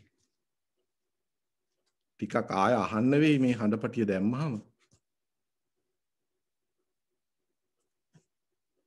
නැත්තම් මේක ටිකක් අමාරුයිනේ ගලප ගන්න. දැන් මේක එක ප්‍රශ්නකින් ඇහුවොත් මම දන්නේ නැහැ. මං ඊළඟ සතියේ වෙන දෙයක් මට එහෙම මතක නැහැ. එහෙම මතක තියාගන්න නැහැ. ඒක අර සැකසෙන දේවල් නේ. දැන් ඇහුවොත් සති දෙක තුනකට ඉස්සල් ප්‍රශ්නයක් වශයෙන් ඇහුවොත් උත්තරයක් දෙන්න පුළුවන්. අනේ ඒ හඬපටියම කරන්න කියලා කිව්වොත් එහෙම අරගෙන යන දෙයක් නැහැ. මේ කියන දේ නෙමෙයි තව ඊළඟ සතියේ තව ඊට පස්සේ සතියේ තව දෙයක්. දැන් සති තුනකට කිව්වේවා කවුරු හරි සකසෝල ඇහුවොත් මිසක් ඔයා මෙහෙම කිව්වා අනේ වෙලට ටක් ගාලා අර ඒක ආය සැකසීලාම තමයි උත්තරේ. එහෙම නැත්තම් මේ කරපින්නාගෙන යන දහමක් එහෙම නැහැ. නමුත් පොදුවේ අපි අනිත්‍යයි දුක්ඛයි අනාත්මයි මමයි මකයි මගේ ආත්මය විචිකිච්ඡාව යම් කිසි දේවල් ටිකක් දැනගන්න අවශ්‍යයි. ප්‍රශ්නයක් තියෙනවා නම් අහන්න. අජිත් එතකොට දෘෂ්ටිය සහ දිට්ඨිය පිළිබඳව තමයි අද අපි පොඩ්ඩක් සාකච්ඡා කළේ. ඒක හොඳම පැහැදිලි කිරීමකට අපි ආවා. ඒක තේරුම් ගන්න පුළුවන්කම හැකියාව ලැබුණා පළමුවෙන්ම. එතකොට දැන් ඔයා කියන විදිහට දෘෂ්ටිය කියන්නේ මනසට දැනෙන ස්පර්ශය. අපි කරා එන දෙයක්. ඊට පස්සේ ඒ ආවට පස්සේ ඕක අපි විසින් හරව ගන්නවා දිට්ඨියක් බවට. ඒ හරවගත්ත දේ අපි දැඩිව අල්ලගෙන ස්වයං පෝෂණය කර අපි තියාගෙන ඉන්නවා හිතේ. ඒක తాවකාලික වෙන්න පුළුවන්, දීර්ඝකාලීන වෙන්න පුළුවන්. එතකොට දැන් අපි දැනගන්න අපිට මගේ ප්‍රශ්නේ වෙන්නේ පටිච්ච සමුප්පාද ධර්මයේ තුලින් පටිච්චසමුප්පාද ධර්මයේ තුලින් ඕක අපිට පැහැදිලි කරලා දෙනව නේද? දැන් අර පටිච්ච සමුප්පාද ධර්මය තුලින් අර පටිච්ච සමුප්පාදයෙන් නොතේරෙන්නේ අර දැඩිව අල්ලගන්න නිසානේ. දෘෂ්ටියෙන් දැඩිව අල්ලගන්න නිසා දික්ටි වෙනවා. දැඩිව අල්ලගන්න තාක්කල් පටිච්ච සමුප්පාද ධර්ම තේරුම් යන්නේ නැහැ නුවණට. හැමතිස්සෙම ලෝකය මගේ වෙනවා. රූපය මගේ වෙනවා. වේදනාව මගේ කරගන්න තාක්කල් අර පටිච්ච සමුප්පාදය තේරුම් කරන්න දෙන්නේ නැහැ. මොකද ස්පර්ශය නිසා ස්පර්ශය එක හේතුවක් දෘෂ්ටිය හට ගන්න වැරදි දේ. වැරදි දෘෂ්ටියක්. සත්‍යයෙන් බැහැර වූ දකින වැරදි දෘෂ්ටිය ස්පර්ශය නිසා එන්නේ. ස්පර්ශය නැතුව මනස්පර්ශයක් නැතුව පටිච්ච සමුප්පාදේ හටගන්නේ නැහැ. ඒක ස්පර්ශය කියලා කිව්වේ. ඒ කියන්නේ ස්පර්ශය නිසාම තමයි ඒක ඇත්තටම. හැබැයි ස්පර්ශ වෙලා හට ගන්න යන්න ඉස්සෙල්ලා අපි නිකන් අර එළියෙන් බැලලා බලනවා අඩේ මේකයි වෙන්නේ. ඇතුළට බැලලා බලන්න ඉස්සෙල්ලා එළියේදී කඩලා බලනවා. අඩේ මෙහෙම දෙයක් තමයි වෙන්නේ මේ බාහිර ලෝකේ. ඒ කඩලා බලන තැරේට පටිච්ච සමුප්පාදය අවබෝධ වෙන්නයි යන්නේ. අපිට දැනෙන්නේ නැහැ ඒක. ඒකට කියනවා අපි විදර්ශනාව කියලා. ඒකට කියනවා ප්‍රඥාව දියුණු වෙනවා කියලා. ඒ ටික තේරෙනවද ටික? තේරුණා. ඒ කියන්නේ උතන විදර්ශනාව විසින් වැදගත් වැඩ කොටසක් කරනවා අපිට. අපෝ විදර්ශනාව නැතුව මෙතන මුකුත් වෙන්නේ. විදර්ශනාව තියෙන්නේ දෘෂ්ටිය ගලවන තැනට. පළමුව තියෙන දෘෂ්ටිය. ඊට පස්සේ වෙන කතන්දර. නමුත් විදර්ශනාව කියන්නේ අර ප්‍රඥා චෛතසිකේ පෝෂණය කරන. එතකොට විදර්ශනාව කියන්නේ මේ මගේ කියන දේ නුවණින් විමර්ශනය කරනවා. මම කියන දේ නුවණින් විමර්ශනය කරනවා. එතකොට අර ලෝකයේ පරිහරණය කරන දේවල් අවබෝධයකිනුයි පරිහරණය කරන්නේ. ඒ අර මම මුලදි කිව්වා වගේ හැම සිතකම ප්‍රඥාවෙන් තමයි ලෝකයේ පරිහරණය කරන්නේ. ආර්ය කරන විදිහටම කරන්න යනවා. එතකොට අර විඥානයේ මට්ටම බොරුව මගේනේ මමනේ කියලා දැඩිව අල්ල ගන්න ගතියට ඉඩක් එන්නේ නැහැ. එහෙම. ඒකට අපි විදර්ශනාව වඩනවා කියන්නේ. එතකොට ලෝකයේ මේ ටික දැනගෙන ලෝකයේ ඇහෙන් කනෙන් දිවෙන් නාසයෙන් ශරීරයෙන් හම්බෙන ඔය කියන රූප ආරම්මන ධම්ම ආරම්මන ඔය තියෙන ශබ්ද ආරම්මන රස ආරම්මන ඔයන අරමුණු හැම දෙයක්ම උතන අරමුණු කියලා ඒ අවස්ථාවේදී කිව්ව විතක්ක. ඒවා නිසා අපිට හටගන්න දේවල් පිළිබඳ මේ විදියට දහමහලා හිටියාම දෘෂ්ටිය හඳුනා ගන්න පුළුවන්. ඒ දෘෂ්ටිය හඳුනා ගන්නකොට දැඩිව අල්ල ගන්න දිට්ඨියක් දක්වා තල්ලු වෙන්න දෙන්නේ නැහැ. දෘෂ්ටිය අවබෝධ කරනවා. එතකොට ඒක අවබෝධ කරාම යම් කිසි දිනක සක්කාය දිට්ඨිය අපි කියන ප්‍රහීන කරා කියලා. එතකොට එයා ප්‍රහීන කරනකොට බලනකොට අවබෝධයේ පැත්තට තල්ලු වෙලා තියෙන්නේ මේක පටිච්ච සමුප්පාද ධමයක් නේ ස්පර්ශය නිසා එන දෘෂ්ටියක් නේ කියන දේ අවබෝධ කරලා තියෙනවා. ඒක අවබෝධ කරන්න අර ප්‍රඥාව කියන දේ පෝෂණය කරමින් යන්න වෙනවා. ඒ පෝෂණය කරන්න එදිනෙදා ජීවිතයේ ඇහෙන් කනෙන් නාසයෙන් දිවෙන් ශරීරයෙන් ඔය අපිට දැනෙන දේවල් වල යථා ස්වરૂපය දැකගෙන ජීවත් වෙනවා. බොරු කියනකොටත් ඒකනේ කරන්නේ. බොරු කියනකොට යට සැඟ වෙලා තින්නේ මම කියන දෙයක් අල්ලගන්න මගේ කරගන්නනේ බොරු කියන්නේ. කේලම් කියන්නේ ඔක්කොදීම එහෙමයි. එතකොට ඒවා කෙරේ තේරෙන්න ඒවා කරන්න යන්නේ නැහැ. ඒවා කරන්න යන්නේ නැත්තේ සීලය නෙමෙයි. දැන් ප්‍රඥා සීල සමාධි තියෙනවා. සීල සමාධි ප්‍රඥා කියලා තියෙනවා. ප්‍රඥාවෙන් ඔය කොයි පැත්තට කිව්වත් ඉතින් අද සත්තු මරන්නේ නැහැ කියලා හෙට මරන්න පුළුවන්. අදත් මරන්නේ නැහැ හෙටත් මරන්නේ නැහැ. සුමානියක් මරන්නේ නැතුව ඉන්නවා. එතන සීලය තියෙන්නේ. අවබෝධය ආවහම සත්තු මරණ අදහස සිතේ එන්නෙම නෑ යාට. එහෙම දෙයක් නෑ යාට. එයා ස්ථීර වශයෙන්ම අවබෝධය දියුණු කරගෙන තියෙන්නේ කිසිම කුඩා සතෙක්වත් මරන්නේ නෑ කියන දේ. එවෙලට දැක්කාම කුඩා සතාව මග ඇරලා ගිහින් ඊටත් වැඩිය කුඩා සතෙක් ආවොත් හෙට මරන්න පුළුවන් අර සීලයේ ඉන්න එක්කනට. නමුත් අර ප්‍රඥාව කියලා කියන්නේ මම ඔන්න කිව්ව දේ. එතකොට සීල ඒ සීලෙන් ප්‍රඥාවෙන් දියුණු එක්කනට තමයි නිකන් සමාධිය පහළ වෙන්නේ. ඒකටයි අපි ආර්ය විදර්ශනා සමාධිය කියන්නේ. එතකොට මේ විදර්ශනා සමාධිය ගන්නේ නුවණ දියුණු කරගෙන. එයා සීලයක ඉඳලා සත්තු මරන්නේ නැහැ කියන දේ නෙමෙයි. යාගේ සිතේ තුල සත්තු මරණ ගතිය ඇත්තෙම නැහැ. එයාට සත්තු මරන්නාවක් නැතත් එයාගේ සිතේ පැල්පදියම් වෙලා තියෙනවා සත්තු මරන්නේ නැහැ කියන දේ. ඒක දෙකක්. බොරු කීම ටිකක් අපහසුයි ඒක කරන්න. මේක කරන්න පුළුවන් ලේසියෙන් සත්තු මරන්නේ නැහැ කියන දේ. Tamanට බලන්න පුළුවන් මාස 3ක්ම ඉඳලා. මේ අවබෝධයෙන් සත්තු මරන්නේ නැහැ මං. සතෙක් ආවම එයාව මරන්න නැතුව වෙන තැනකට දානවා. දැන් මීයේ ගෙදරට ආවම මීයව ගිහින් කැලේට ගිහින් දානවා අරගෙන. කැරපොත්තටත් ඒකයි. උගේ වාසස් භූමියට ගිහින් දානවා. කවදාක්වත් සෙරප්පු අරන් මරන්නේ නැහැ එයා. ඒ මොකද එයා විදර්ශනාව වඩලා තියෙන්නේ. එයා ගෙදර ඉන්න කිසිම සතෙක් මරන්නේ නැහැ. ඒ සතාගේ පරිසරය වෙනස් කරනවා. එළියට දානවා. ගේ ඇතුළේ කුරුමිනියෙක් හිටියොත් එළියට දානවා. දැන් මේ වැයේ ගෙවල් වල කුරුමිනිය නැද්ද? මැස්සෝ අල්ලලා එළියට දානවා. මැස්සෝ මරන්නේ නැහැ. අපේ ගෙවල් වල මැස්සෝ මරන්නේ නැහැ. මරණ සිත් නැහැ. මරණ සිත් නැහැ. ළමයිගේ තියෙන්න පුළුවන්. මගේ නැහැ. මරණ සිත නැති නිසා එළියට දානවා. දැන් අපි දන්නේ අපි අවසානයේ චේතනාවෙන් සත්තු මරපු දවසක් අපිට දන්නේ නැහැ. එහෙම දෙයක් මතකත් නැහැ. එතකන් ඕක තුනී කරන්න ඕනේ. අන්න ඒකයි විදර්ශනාවෙන් සත්තු මරන්නේ නැහැ කියන්නේ. ඒක වෙනස එතනයි. කී දෙනෙකුට ඒක කරන්න පුළුවන්ද? නැත්තම් මේ සීලෙන් සත්තු මරන්නේ නැහැ කියලා පන්සලට ගියාම කරපොත්ත එළියට දාලා ගෙදර එනකොට දොරකොඩලන් කරපොත්ති කිටියොත් කකුලෙන් පාගනවා. ඒක නෙමෙයි මේ කියන සීලය. මේ කියන්නේ ප්‍රඥාවත් එක්ක එන සීලය තමයි. යා තමයි සමාධිය දිනු කරන්නේ. ඒකයි විදර්ශනා සමාධිය කියන්නේ. ඒක නිසා මේ ලෞකික මේ දහම ඇහෙන ඒවා එච්චර වැදගත් නෑ මේ විදියට අහන්න නැතුව. මේකයි විදර්ශනා සමාධිය එන්නේ. මේකයි විදර්ශනාවෙන් සත්තු මරන්නේ නැහැ කියන දේ. බොරු කියන දේ අපහසුයිනේ. පරුස වචන කියන දේ සෑහෙන්න වැලකෙන්න පුළුවන් ඒ දෙක.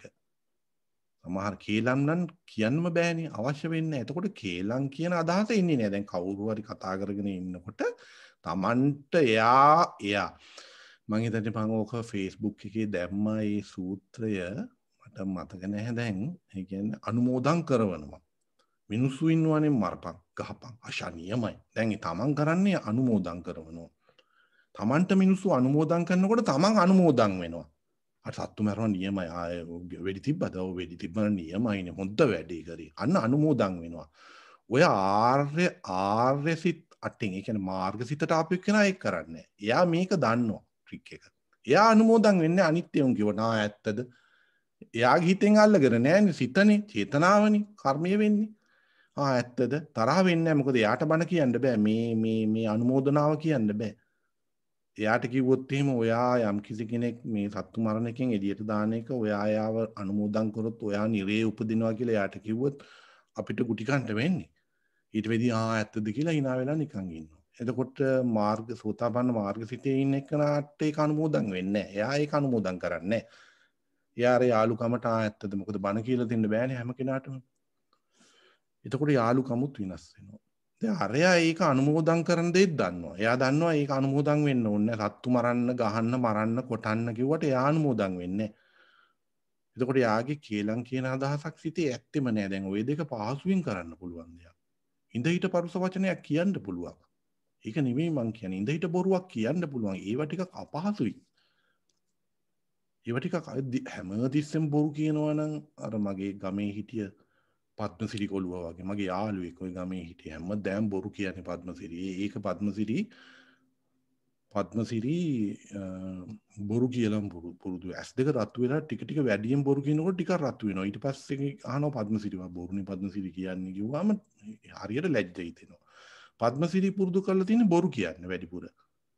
හොඳට මම හොඳ ලස්සනට කියනවා බොරු. අහගෙන ඉන්න ආසයි. දැන් පුරුදු කරපු කේලම් කියන කට්ටියක් ඉන්නවනේ ඔය වගේ. කතා කරනකොට බලන්න මේගොල්ලෝ කේලමටම තමයි වැඩි. ඒගොල්ලෝ දන්නේ නැහැ ඒක. අහගෙන දැන් ඕගොල්ලන්ට තේරෙනවා මේක අහගෙන හිටියාම එයා කේලම් කියන්නේ කියලා. හැබැයි එයා දන්නේ නැහැ එයා කේලම් කියන්නේ කියලා. ඒක අර පුරුද්දක් ගතියක් හැටියට පුරුදු කරලා තියෙනවා පැල්පදියම් වෙලා. මේ පැල්පදියම් වෙච්ච ගතිය නිසා කේලම් කියනවා. දැන් අපි කරන්න ඕනේ අර කේලම් කියන ගතිය හඳුනා ගන්න එපා. කේලමක් බව මම මේ කියන්නේ. ඒ හඳුනගන්නත් බෑ. හඳුනගත්තේ නැත්නම් කේලම නිකම්ම කියව කියනවා අර ගෑනු කියනවා වගේ කේලම් කියන්නේ. බොරු කියන්නේ. ඉතින් ටික කාලයක් යනවා අල්ලගන්න. දැන් කේලම් කියන දේ හානියක් වෙනවනේ. හරිද වැරදිද කියලා බලන්න ඉස්සෙල්ලා. දැන් ওই කේලම් කියමු බොරු කීම එක්තරා ප්‍රමාණයකට පරුස වචන කීම එක්තරා කේලම් කීම සම්පූර්ණයෙන්ම සතුන් මරණ එක ඔක්කොම සම්පූර්ණයෙන් කරන්න පුළුවන්ද? එහෙම ලේසිත් නෑනේ. බොරුවක් කියන්න වෙනවනේ ඉඳ හිටලා. යථාර්ථය පේරුම් ගන්න. හැබැයි පොදු වශයෙන් දන්නවා ඒ බොරුවේ ප්‍රමාණය. ඉතින් බොරු වල ප්‍රමාණ තියෙනවනේ. දැන් හොරකම් කරන එක කොච්චර පහසුවෙන් කරගන්න පුළුවන්ද? හොරකම් කරන්න ඕනේ නෑනේ. මේ මොහොතේ හිතුවොත් අපි යනවා රත්තරන් බඩු සාප්පුවකට. අපි කියමු මැණික් සාප්පුවකට යනවා කියලා. මැණික් 3-4ක් ඒ මිනිස්සයා තියලා টয়ලට් එකට යනවා. පුරුදු කරපු කෙනා කවදාවත් මේ මැණික් ටික ගන්නෙ නෑ. ප්‍රායෝගිකව දැන් හිතන්න මං එහෙම ගන්නවද? මට එහෙම ගන්න හිතෙනවා නම් මම විදර්ශනා වඩලා නැහැ. එහෙම හිතන්න. මං කිව්වේ හොඳ උදාහරණයක්. හරියට හොරකම් කිරීමෙන් වැළකීම ඉන්න උදාහරණයක් තියෙන එකන. හැබැයි යා ඉඳ හිට ඔෆිස් එකෙන් පෑනක් දෙකක් ගේන්න පුළුවන්. කොළමිටියක් අරගෙන එන්න පුළුවන්. ඒකත් හොරකමක්ද? ඇත්තටම හොරකමක්. ඉදකේ වෙනසක් තියෙනවා. මං කියන්නේ ඒකයි. ඔක්කොම ටික වලකින්න පුළුවන් නම් හොඳයි. හැබැයි රත්තරම් බඩු හරි අර මැණික් කඩේ මුදලාලි টয়ලට් එකට ගිය වෙලාවේ මැණික ගන්නෑ. එයා හැබැයි ඔෆිස් එකෙන් පෑනක් ගේන්න පුළුවන්. එයා කොළමිටියක් අරගෙන එන්න පුළුවන්. ඒක වැරදිද? ඒකත් වැරදි. හැබැයි එයාගේ හිත තුල තියෙනවා මම මේ කිව්වදේ. දෙකම හොරකමද? දෙකම හොරකම. තමන් තෝරගන්න බලන්න ඕනි තමන් කොච්චර හොරකමට ඇලිලාද කියලා. මම දෙන්න උදාහරණයක් ඇති. බොරු කීමත් ඒ වගේ තමයි. බොරු කීම ඒ ටික සාමාන්‍යයෙන් තේරෙනවා. දැන් පස්පව් කියන සීලය නෙමෙයි තියෙන්නේ. පංච සීලයක් නෑ. සීල කතා නෑ. සීල පුත නැහැ. ඒවා මේ ලෞකික ඇහෙන ස්වාමීන් වහන්සේලා කියන පහත් පිළේ බණ. ඒවා ලෝකෝත්තර බණ නෙමෙයි. ඒවා අහලා මේ මිනිස්සු සීලයක හිටින්නෙත් නෑ. විදර්ශනාවක හිටින්නෙත් නෑ. ඇත්තටම පංච සීලය කියන්නේ විදර්ශනාව. ඌවා නිකන් ඇහුවට ඒක වෙලාවට කැඩුවා අනිත් වෙලාවට කැඩුවේ නෑ. ඒකයි මේ මිනිස්සු මේ සසරේ දුක් විඳ යන්නේ. ඒක ඉතින් තේරුම් ගන්න බෑ. මහාන වෙලත් අරක තමයි කරන්නේ. ඉතින් බොරුවට ගාලා අප්පුඩි ගහන නොදැනුවත්කම තියෙන මිනිස්සුන්ට හරි ෂෝක් බණ. හරි ෂෝක් බණනේ. ලෞකික බණ කියලා අරක්කු බොන්න එපා. බාර් එකක් පෙන්නලා. ඒව නෙමෙයි කියන්නේ. බාර් එකක පෙන්නුවා කියලා මිනිස්සු බොනවනේ. අවබෝධයක් නැති තාක්කල් මිනිස්සු බොනවා වැටෙනකම් බොනවා. දැන් දුරාචාරය යන මිනිහා හැමදාම දුරාචාරය යනවනේ. අවබෝධයක් නැත්තම් ඒක සමාදන් වුණා අද දුරාචාරය යන්නේ නැහැ හෙට යනවා කියලා තව මාසෙකින් යනවා කිව්වත් දුරාචාරය යන ගතිය හිත තුල තියෙන තාක්කල් දුරාචාරය යනවා. නැති කරගන්න ඕනේ හිතෙන් හිතනකොටම එන්නේ නැති ගතියට. මොකද ඒක අවබෝධය නිසායි එන්නේ නැත්තේ. අවබෝධය නිසා එන්නේ නැත්තේ. ඒ හැම තැනකම දෘෂ්ටිය තියෙන්නේ මම මගේ කියන දෘෂ්ටියම තමයි තියෙන්නේ ඇඟවිලා තියෙන්නේ. ඒවා සසරේ පුරුදු කරපු නිසා තමයි විපාක වේවීම නැවත නැවත පුරුදු කරවන දෘෂ්ටිය හැටියට එන්නේ. අපි දැන් කරන්නේ ඒවා අවබෝධයෙන් වැළකීලා ඉන්නවා. සත්තු මරන්නේ, කේලම් කියන්නේ. දැන් ඉඳ හිට සම්ප්‍රප්පලාප කතා කරනවා කියන දැන් දේශපාලන කතා කරන්න මිනිසුන්ට දෙයක් නැහැ නේ එහෙනම්. ක්‍රිකට් මැච් එකක් ගැන ඒවා මේ සම්ප්‍රප්පලාප නෙමෙයි. ඒවා සම්ප්‍රප්පලාප නෙමෙයි. මිනිස්සු අමාරුවේ දාන සම්ප්‍රප්පලාපයි සම්ප්‍රප්පලාපා කියන්නේ. එහෙම නැතුව මේ ක්‍රිකට් මැච් එකක් ගැන කතා කරන දේශපාලනේ පොඩ්ඩක් කතා කරාට ටික වෙලාවක් කතා කරාට එහෙමටම කියන සම්ප්‍රප්පලාප නෙමෙයි. ඒවා ඒ වැරදි දහම. නිකම් පහසුවෙන් අතහැරලා දාන මිනිස්සුන්ට වැඩි කොටසකට තේරෙන්නේ ඒක. ඒක නිසා උන් ක්‍රිකට් මැච් එක ගැනවත් කතා කරන්නේ නැහැ මිනිස්සු. හාමුදුරු කියවනේ ඒක කරන්න එපා කියලා. බණ කියන හාමුදුරුව දන්නෙත් නැහැ. බණ කියන දේශකයා දන්නෙත් නැහැ මේක කොහොමද මේ සමාජයට දෙන්නේ කියන දේ. ඒක ප්‍රශ්නයක්. සමාජයේ ඉන්න මිනිස්සු දන්නෙත් නැහැ මේක කොහොමද ගන්නෙ කියන දේ. ටිකක් නුවණ තියෙන කෙනෙක් ගත්තොත් අඩේ මේ කිව්ව කෙනා නම් මහාන වෙලත් නේ කියන්නේ. මොනවිරුවක්ද දැන් කරන්නේ රිටර්න් එක දෙනවා අනිත් පැත්තට. දැන් මේ තරුණ කොල්ලෝ ඔකයි කරන්නේ දැන්. දැන් කිසිම චාරයක් නැහැ රිටර්න් එක දෙනවා. දැන් ඉතින් අර ගතානුගතික වෙන පරණ විදිහටම කියාගෙන යනවා. මොකද පොතේ තියෙන දේම පෙන්නලා දෙනවනේ අනිත් පැත්තට. පොතෙන් සිත පුරවනවා. සිතෙන් හිතලා පොතෙන් හොයන්නේ. දැන් කරන්නේ ඒකයි. පොතෙන් සිත පුරවන එකනේ කරන්නේ වැඩිපුරම. ඔය මහා පඬිත කියන කට්ටියත් කරන්නේ වචන කොල්ලක් දාගෙන පොත දිගෑරලා සිත පුරවනවා. පොත සිතට පිරෙව්වාම සිතේ හිතන්න ශක්තියක් නැහැ. සිත පිරලා තියෙන්නේ පොත නිසා. අවබෝධය කියන්නේ ඒක නෙමෙයි. අවබෝධය කියන්නේ සිතෙන් නුවණින් අර මං කිව්වේ ප්‍රඥා චෛතසික දියුණු කරලා සිතෙන් දකින්න එක. එහෙම නැත්නම් අර කොච්චර පාලි වචන දාලා තමන්ගේ හැකියාව කිව්වට වචන ටිකත් එක්කම සිත පුරව ගන්නවා. හොඳට හිතන්නේ ඒකේ වෙනස. මේ වෙනස අල්ල ගත්තොත් මේක තමයි හරිම වැදගත්. මෙයා පුරුදු කරනවා දහම. අපි පුරුදු කරනවා කියන්නේ ඒක. එයා සිතින් ප්‍රායෝගිකව ඒක කරන්න පුළුවන්ද කියලා බලනවා. දැන් මම ඔබට දිට්ඨිය පවා දුන්නේ සරල උදාහරණ ටිකක් දුන්නේ. එහෙම නැත්නම් මට ඔබට මේ දිට්ඨි ගැන කියලා යන්න තිබ්බා. ආස්වාද දිට්ඨිය, අස්සාස දිට්ඨිය, සක්කාය දිට්ඨිය, මිත්‍යා දිට්ඨිය, අන්තාල්ලන දිට්ඨිය, මමත්වය අල්ලන දිට්ඨිය, ලෝකේ අන්තාල්ලන දිට්ඨිය, ජීවය එකක්නේ, ශරීරය එකක්නේ. මට ඕක කියලා යන්න තිබ්බා ඔබලට. පොතේ තියෙන ඔක්කොම ත්‍රිපිටක පොතේ තියෙන දිට්ඨීන් ටික කියලා යන්න තිබ්බා. අද වෙන්නේ ඒකයි. ත්‍රිපිටක පොතේ තියෙන සූත්‍රය අර පැත්තට ඔබනවා. සූත්‍රේ නමක්වත් වැඩක් නැහැ හරියට බණ කියනවා. අර මිනිස්සයාට ප්‍රායෝගිකව අරන් යන දෙයක් තියෙනවා. අපි එහෙම නොකරන තාක්කල් මේ දහම උඩට එන්නේ නැහැ. අපි හැමදේම පොත්වලයි සූත්‍රවලයි වෙන පොතේ තියෙනවා කියලා හැංගුණොත් පොඩ්ඩක් පැත්තකට වෙලා හිතන්න. ඔබට යම් කිසි කෙනෙක් කියනවා මේක පොතේ තියෙනවා. එතකොට ඔබට වැඩි මේකක් දැනෙන්නේ නෑ පොතේ තියෙනවානේ. නියමයි පොතේ තියෙනවානේ. හරිෂෝ. මෙයා කිව්ව බණ පොතේ තියෙනවා. පොතේ තියෙන බණව කියන්න මිනිහෙක් අවශ්‍යද? ඒ ඇයි එහෙම අවශ්‍ය වුනේ? අර ත්‍රිපිටක පොතේ තියෙන ගැඹුරු වචන නිසා. ගැඹුරු වචන නිසා. මිනිස්සු ඕනෝනේ. එතකොට හරි ෂෝක්. අර පොත කියවන්නේ. පොත කියවන මිනිහෙක් හරිෂෝක් කියන්න පුළුවන්ද? එහෙම කියන්න බෑ. මේ පොතේ තියෙන දේ ගැඹුරු දේ අනිත් පැත්තට කියනවා. ඒක තෝරලා බේරලා Tamanට ගන්න බෑ. බොහෝ අයට කොහොමද එකකට එකනෙක් සම්බන්ධ කරලා ගන්නෙ? ලේසි නෑ. ඒක නිසා බණ කියනකොට සූත්‍ර 4-5ක් එකට එකතු කරලා හැකි පමණ කියන්න බලන්න ඕනේ. එතකොට යාට අර සම්බන්ධ වෙලා එන පැටර්න් එක අල්ල ගන්න පුළුවන්. සිතේ එක්තරා ප්‍රමාණයකට අල්ල ගන්න පුළුවන්. ඒක සම්බන්ධ කරලා දෙන්න ඕනේ. මෙහිමයි මේක මෙහිමයි. හැකි පමණ ඒක කරන්න ඕනේ. මේක හරියට තේරෙන්නේ නැති කෙනෙකුට අර අමාරුයි වැටෙනවා. එයා දන්නේ නැහැ එයා දහම පාඩම් කරනවා කියලා. දේශකයා දන්නෙත් නැහැ පාඩම් කරවන්න මම ධර්මීය දේශනා කරනවා කියලා. ඔන්න ඔතන ගැටලුවක්. එහෙනම් බණ කියන්න ඕනේ කොහොමද? සාමාන්‍ය විදිහට කියන්න ඕනේ. එයාගේ හිතටයි කියන්න ඕනේ. එයාගේ ලෝකයටයි ධර්ම දේශකයා ධර්ම ශ්‍රවණයාගේ පැත්තෙන් බලන්න ඕනේ. ධර්මයේ ශ්‍රවණය කරන පැත්තෙන් බලලා දහම දේශනා කරනවා නම් දෙන්නම එක පිටුවේ ඉන්නේ. හොඳට මම මේ කිව්ව අන්තිමට කිව්ව ටික හොඳට තීරුම් කරලා බලන්න. පොත පෙන්වන්න ඔබ අමාරුයි වැටෙනවා.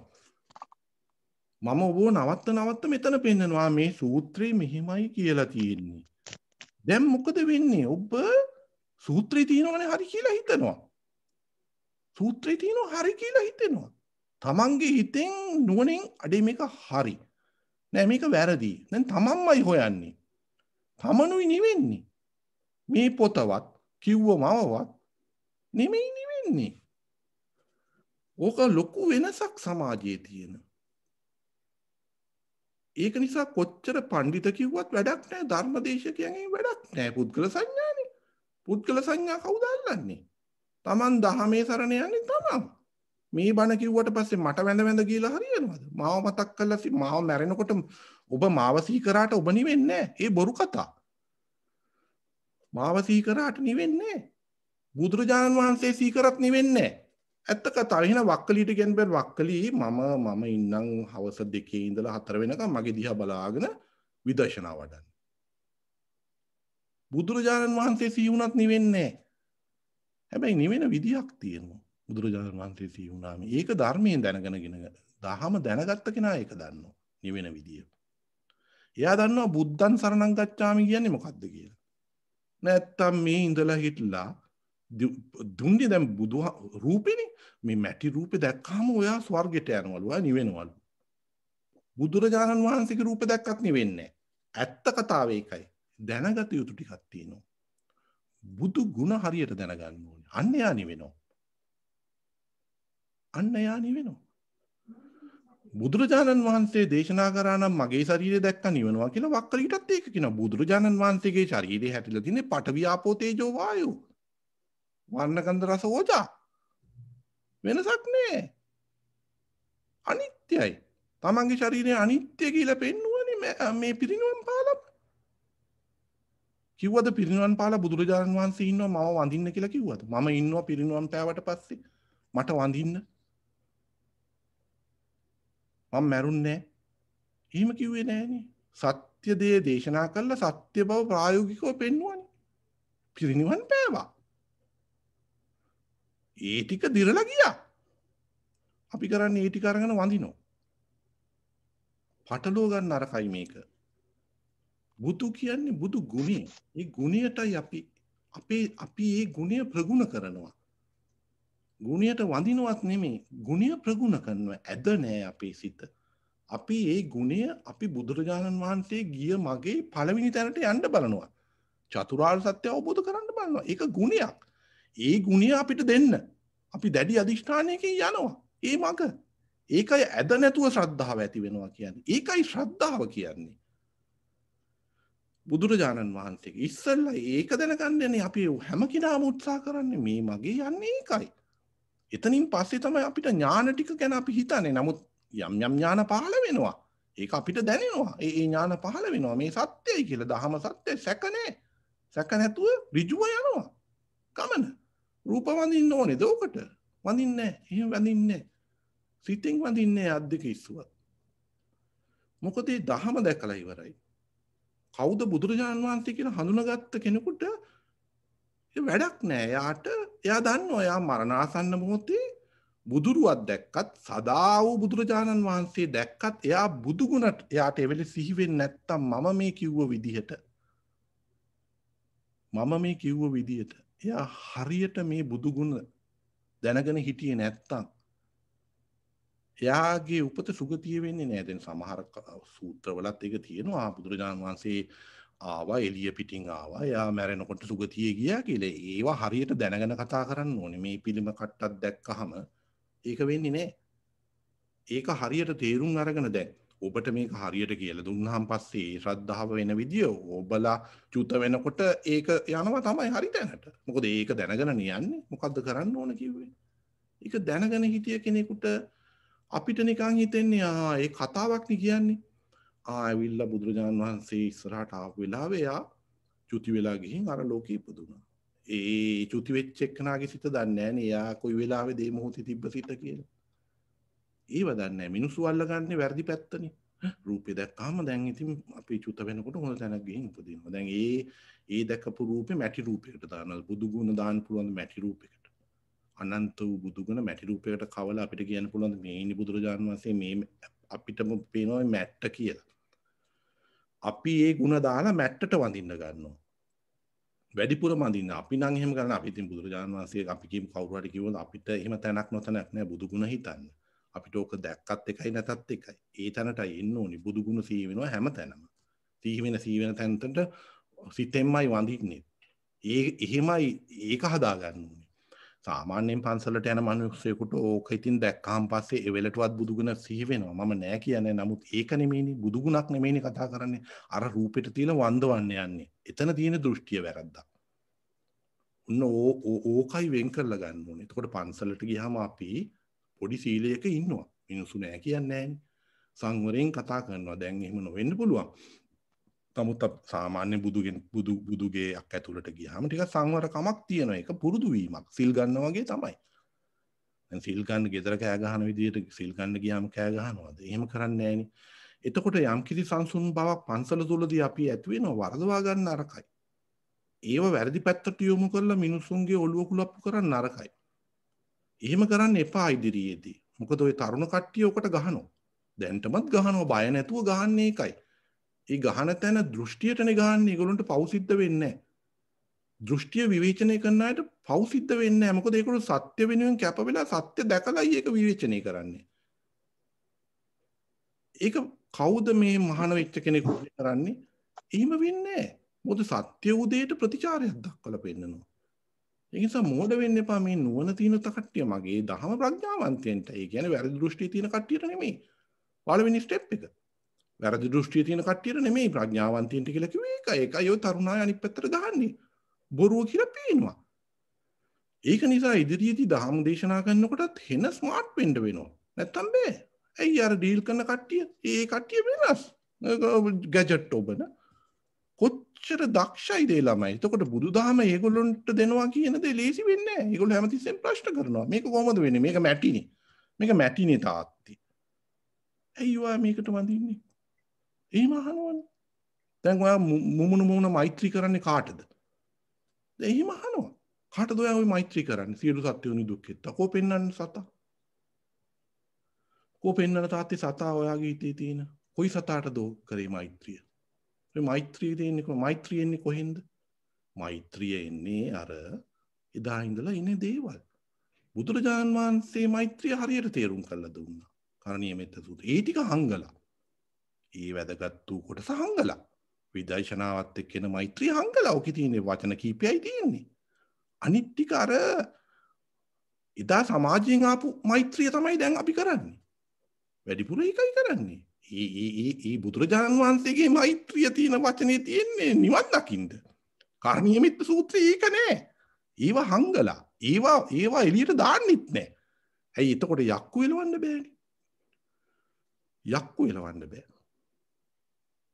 අරගොල්ලෝ දහමට යන්නේ නෑ, විදර්ශනාවට යන්නේ නෑ. ඒවා හරියට. ඒවා එන්න කපලා අර හිතන්න මිනිස්සු බී කරේ නෑ. නුවණ තියෙන මිනිස්සුන් බී වුණේ නෑ. ඒක නිසා මේක මෝඩ දහම් සමාජයක් වෙලා ගලාගෙන ගිහින් අඩියට ඇවිල්ලා තියෙන්නේ දැන්. මේක උඩට ගන්න ලේසි නෑ. මිනිස්සු බය වෙලා ඉන්නේ. දැන් කරණීය මෙත්ත සූත්‍රයේ මේ වගේවත් විවේචනයක් කරයිද? ඇයි පෙන්නලා තියෙන්නේ වතුර නටනවා. හා? බාල්දියක් පෙන්නලා වතුර නටනවනේ. දැන් අද කොච්චර මැජික් කාර්යෝ ඉන්නවද? ගිහිල්ලා බලන්නකෝ මේ YouTube එකේ.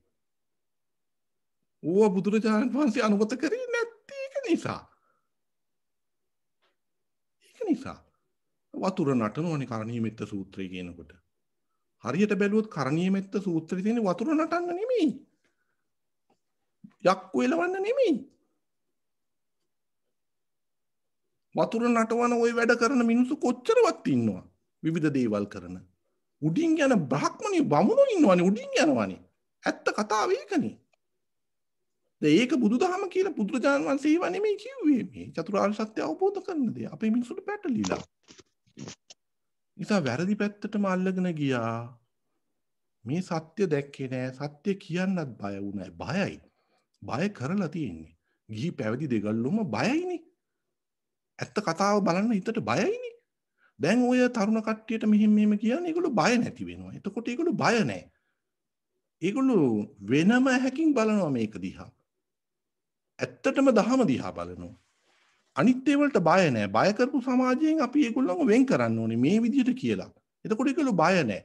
ඒගොල්ලෝ නියම දහම හොයනවා. නියම දහම අවබෝධ කරන්න බලනවා. නියම දහම.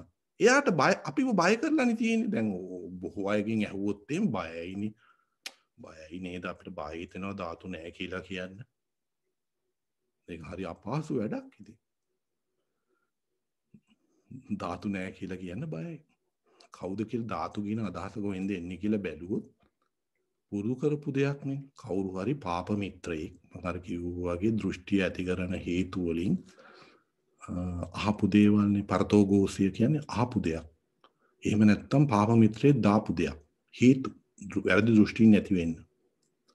ධාතු කියන්නේත් ඒක තමයි. කාලෙන් කාලෙට ආපු දෙයක්. ඒ වෙලාවේ අම්මා තාත්තා කියලා දුන්නා නම් අම්මා තාත්තත් පාප මිත්‍රෙක් වෙනවා. ඒ දෘෂ්ටියට. අපි බොහෝ අය එතනයි නේද හිටියේ. අපි බොහෝ අය එතන සමහර අය තාමත් එතන. අපි සෑම දිනම උතනයි හිටියේ. ඒකින්ද අපි වෙන් විය යුතු කාලය ඇවිල්ලා සිතන්න ඕන කාලය ඇවිල්ලා තියෙන්නේ. කායිකවත් තරහකට නෙමෙයි කියන්නේ අපි සිතලා මේ දහම හරියටම බුදුරජාණන් වහන්සේගේ දහම දැක්ක ගන්න. සත්ව පුද්ගල සංඥාවට ඇලෙන්නේ නැතුව ධර්මයේ සරණ යන්න. මේ මට කිසිම ප්‍රසිද්ධියක් මෙතන නැහෙනේ. එහෙම දෙයක් අපේ හිතේවත් නැහැ. මොකද මේක දැම්මා කියලා ලෝකෙම මිනිස්සු අහනවද? එහෙම අහන තැනක බුදුදහම නැහැ තාම. වැඩිපුරම ඉන්නේ බණින මිනිස්සු. වැඩිපුරම ඉන්නේ බණින මිනිස්සු. මේ දහම ක්ලියර්ලි දක්වන්න කී දෙනයිද ඉන්නේ? කී දෙනෙක්ද මේ වගේ දහම කියන්නේ? ක්ලියර්ලි දෙන්න මේක හරිම බුදුදහම. හැමතැනම වන්දවන්නනේ බලන්නේ. වඳින්න තමයි ඉස්සෙල්ලා බලන්නේ. ඉස්සෙල්ලා බලන්නේ වඳින්න. පන්සලට ගියත් බොහෝ අය හාමුදුරුවන්ගේ දන කකුල් දෙක ළඟ වඳින්නනේ බලන්නේ. කමක් නැහැ වැන්දට. ප්‍රශ්න කීයක් අහනවද? ගියහම. හුඟක් සාකච්ඡා කරන්න ස්වාමින් වහන්සේලා හම්බ වෙලා ඔබලා සාකච්ඡා කරනවා ඇති. කමන්නේ පොඩ්ඩක් රට ගැන සාකච්ඡා කරලා ඊට පස්සේ ප්‍රශ්න කීයක් අහනවද? තමන්ගේ ලෞකික ලෝකෝත්තර ජීවිතේට ස්වාමීන් වහන්සේ කොහොමද අනිත්‍ය කියන්නේ? මොකද්ද මේ දෘෂ්ටිය කියන්නේ? අහනවද එහෙම? අහන්නේ නැහැ. ඉස්සර අපේ දෙමව්පියෝ මම කුඩා කාලේ ගියාම ඒගොල්ලෝ භාවනාව අහනවා. ඒ කාලේ භාවනාව දිනුනේ මේ ස්වාමීන් වහන්සේ මේ විදර්ශනා මෙහිමයි. මේ සමතය මෙහිමයි. ඒ ප්‍රශ්න භාවනාව පැත්තෙන් අහන කාලයක් තිබ්බා. අද මුකුත් නැහැනේ. Tamanට අවශ්‍යතාවයක් ආවම එක්ක Facebook එකේ මගුලක් කියවයි. මේ ස්වාමින් වහන්සේලා හම්බ වෙනවා නම් ඒගොල්ලෝ මහාන වෙලක් තියෙන්නේ තමන්ව ලෝකෝත්තර ධර්ම පෙන්වන්න. ඒගොල්ලෝ මහාන වෙලක් තියෙන්නේ නිවන් දකින්න රහත් වෙන්න නම් තමන් ගිහිල්ලා යන්නෙත් ඒකට නම් ඒකට නෙමෙයි නම් ගෙදර ඉන්නවා. දැන් අද ඕක වෙනස් කරන්න බෑ. සමහර වෙලාවට තමන්ට ස්වාමින් වහන්සේලා හම්බ වෙනවනේ. මම කරපු එකම දෙයක් තමයි බණ ඇහුවාම පස්සේ හාමුදුරුවන්ට නිකන් ලේසි යන්න දෙන්නේ නැහැ. එලෝ ප්‍රශ්න අහනවා. එලෝ ප්‍රශ්න අහනවා. ඒක එදා ඉඳලම තියෙනවා. හාමුදුරුවෝ මගදිත් ප්‍රශ්න අහනවා යනකොට ධර්ම සාකච්ඡාවේ. කවදාකවත් හාමුදුරුවෝ කියන්නේ යන්න ප්‍රශ්න උත්තර දැන් කාර් එකට නගින්න ගිහිනුත් ප්‍රශ්න අහලා තිනවා. මම මේ ඇත්ත ඔබට කියන්නේ. කවදාක්වත් කියන්නේ නැහැ හොඳ හාමුදුරුවෝ කෙනෙක් නෑ මාත්‍ය දැන් ඉවර ප්‍රශ්න අහලා ඉවරනේ. යම් කිසි කාලය පිළිබඳ රිස්ට්‍රික්ෂන්ස් එකක් නැත්තම් හාමුදුරුවෝ ලේසියෙන් එහෙම කියන්නේ නැහැ. දැන් ඉන්නේ ඒගොල්ලෝ නම් කියනවා. නමුත් ඒ දවස්වල එහෙම වෙන්නේ නැහැ. එහෙම නොකියන කට්ටිය තාමත් ඉන්නවා. හොයා ගන්න ඕනේ හරි කියන. මැනික අමාරුයි හොයා ගන්න. මොකද එච්චර කුණු ගොඩේ ගල් අස්සේ මැනික නැහැ ලේසි තැන්වල. අද ඒකයි වෙලා තියෙන්නේ. මැනික් ලේසියෙන් හම්බ වෙන්නේ නැහැ. ඔබට හොඳ ස්වාමින් වහන්සේ කෙනෙක් ලේසියෙන් හොයා ගන්න බෑ. මම මේ කියන අය. ඒ අය දහම දෙන්නමයි හිතේ තියෙන්නේ. ලෝකයට අනේ මේ මිනිස්සුන්ට මේ දහම දෙන්න ඕනේ. ඒගොල්ලෝ යන තැන ඉඳ ගන්න තැන කන තැන දානේ ගන්නවද අරවද මේවද එහෙම කියන්නේ. දානේ බෙදනකොටත් ප්‍රශ්නයක් අහන්න පුළුවන්. හරිද වැරදිද කියන එකේ ස්වාමින් වහන්සේ කියයි. ඔබට හිතේ ඔබ නොරිද්දා. ඒක සැකසෙන වෙලාව. ඔබ හැන්දෙන් බෙදන වෙලාවේ ඔබට සැකසුණා ප්‍රශ්නයක්. සැකසෙනවා. මේ ලෝකයේ සැකසීමක් ලෙස යන්නේ. පරිසරයේ වටපිටාව සැකසුනාමයි ප්‍රශ්න එන්නේ. ඒව අල්ලගෙන තියාගන්න සිහිය නැහැ. ඒ නිසා දානේ බෙදනකොටත් ප්‍රශ්නයක් එන්න පුළුවන්. හැන්ද බෙදනකොට. ඒ වෙලාවට බෙදන ගමනුත් අහනවා සවිනාස මෙන්න මෙහෙම දෙයක් වෙනවා. ඊට වැඩිය වල්පල් කතා කරනවට වැඩිය. මැච් එක දින්නනේ ස්වාමීන් වහන්සේ. අපි ඉන්දියාව මෙච්චර කල් ගහ හිටියා අපි දින්න ඊයේ. ඒවනේ දානෙත් බෙද කරන්නේ. බොහෝ අය ඒකයි කරන්නේ. මේ කියන දේවල් අද ලෝකෙන් ගිලිහි ගිහින් ඉස්සල්ලා හොයාගන්න බලන්න ඕනේ දහමට කැමති දහම දෙන්න කැමති ස්වාමින් වහන්සේලා. එතනයි මැනික තියෙන්නේ ඔබට. එතනයි ඩයමන්ඩ් එක. එයාව අල්ලගත්තාම Taman දන්නෝ යන තැන. සාකච්ඡා කරනවා. තමනුත් නිවෙනවා. ස්වාමින් වහන්සේත් සතුටු වෙනවා. මොකද එයත් යන්නේ මේ පැත්තට. ඔබත් යන්නේ මේ පැත්තට. එහෙම නැත්නම් අනේ මේ පන්සල් යන්න එක තේරුමක් නෑ ඔය චෛත්‍ය වඳින්න යන්න. පිරින වඳින. ඒ වලට ගිහින් ඉතින් දෙන දෙයක් කාලා එන්න යනවා මිසක් තමන් ඇත්තටම පන්සල් යන්න ඕනේ නිවෙන්න. බණ ටිකක් අහලා නිවෙන්න. ඔය මල් පූජා කරාට නිවෙන්නේ නැහැ. මං කියන්නේ ඒකයි. ධර්මය අහලා සිත නිවන්න ඕනේ. සිතේ තියෙන කුණු ටිකයි නිවන්න ඕනේ. ඒ අරමුණෙන් සිල් ගන්නවා මිසක් ඒ අරමුණෙන් කටින පූජාවට යනවා මිසක් මාස 3ක කටින කර පළියට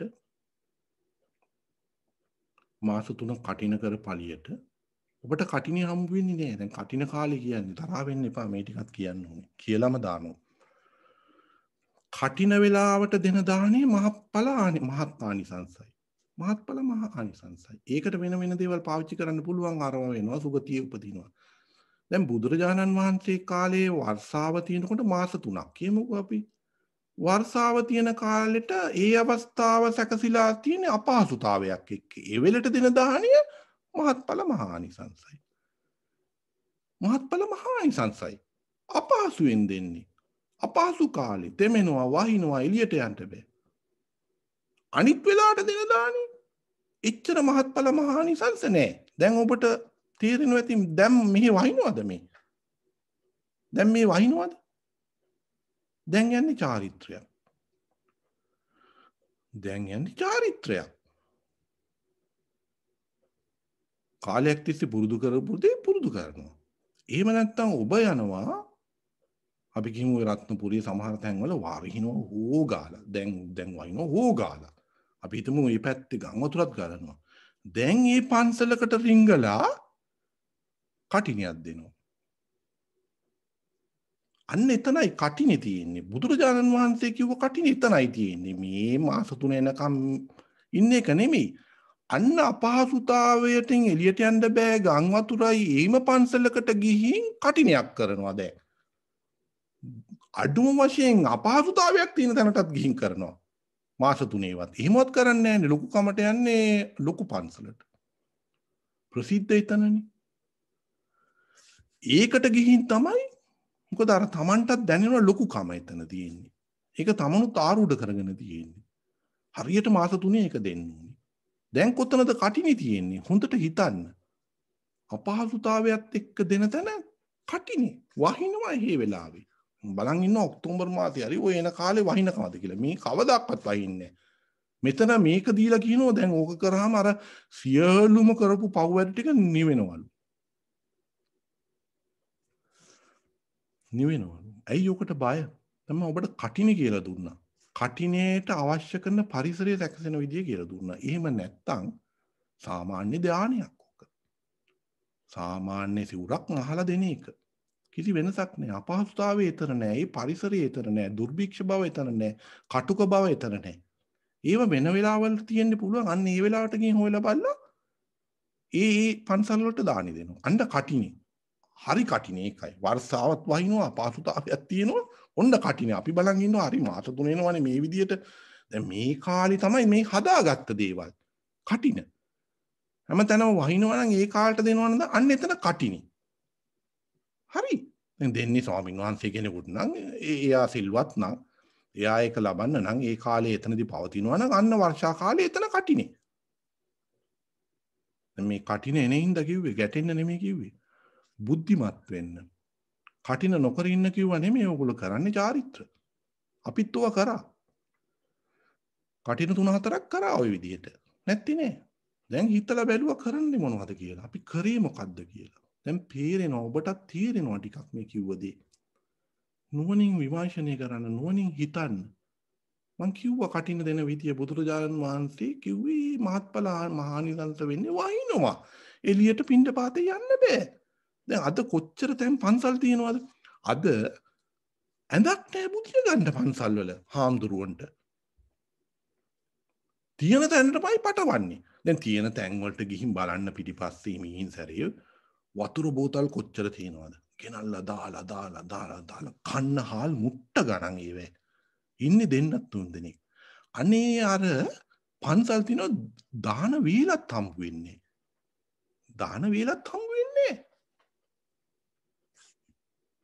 නිකන් වැරදිලා ගිහින් රිංගලා බලන්න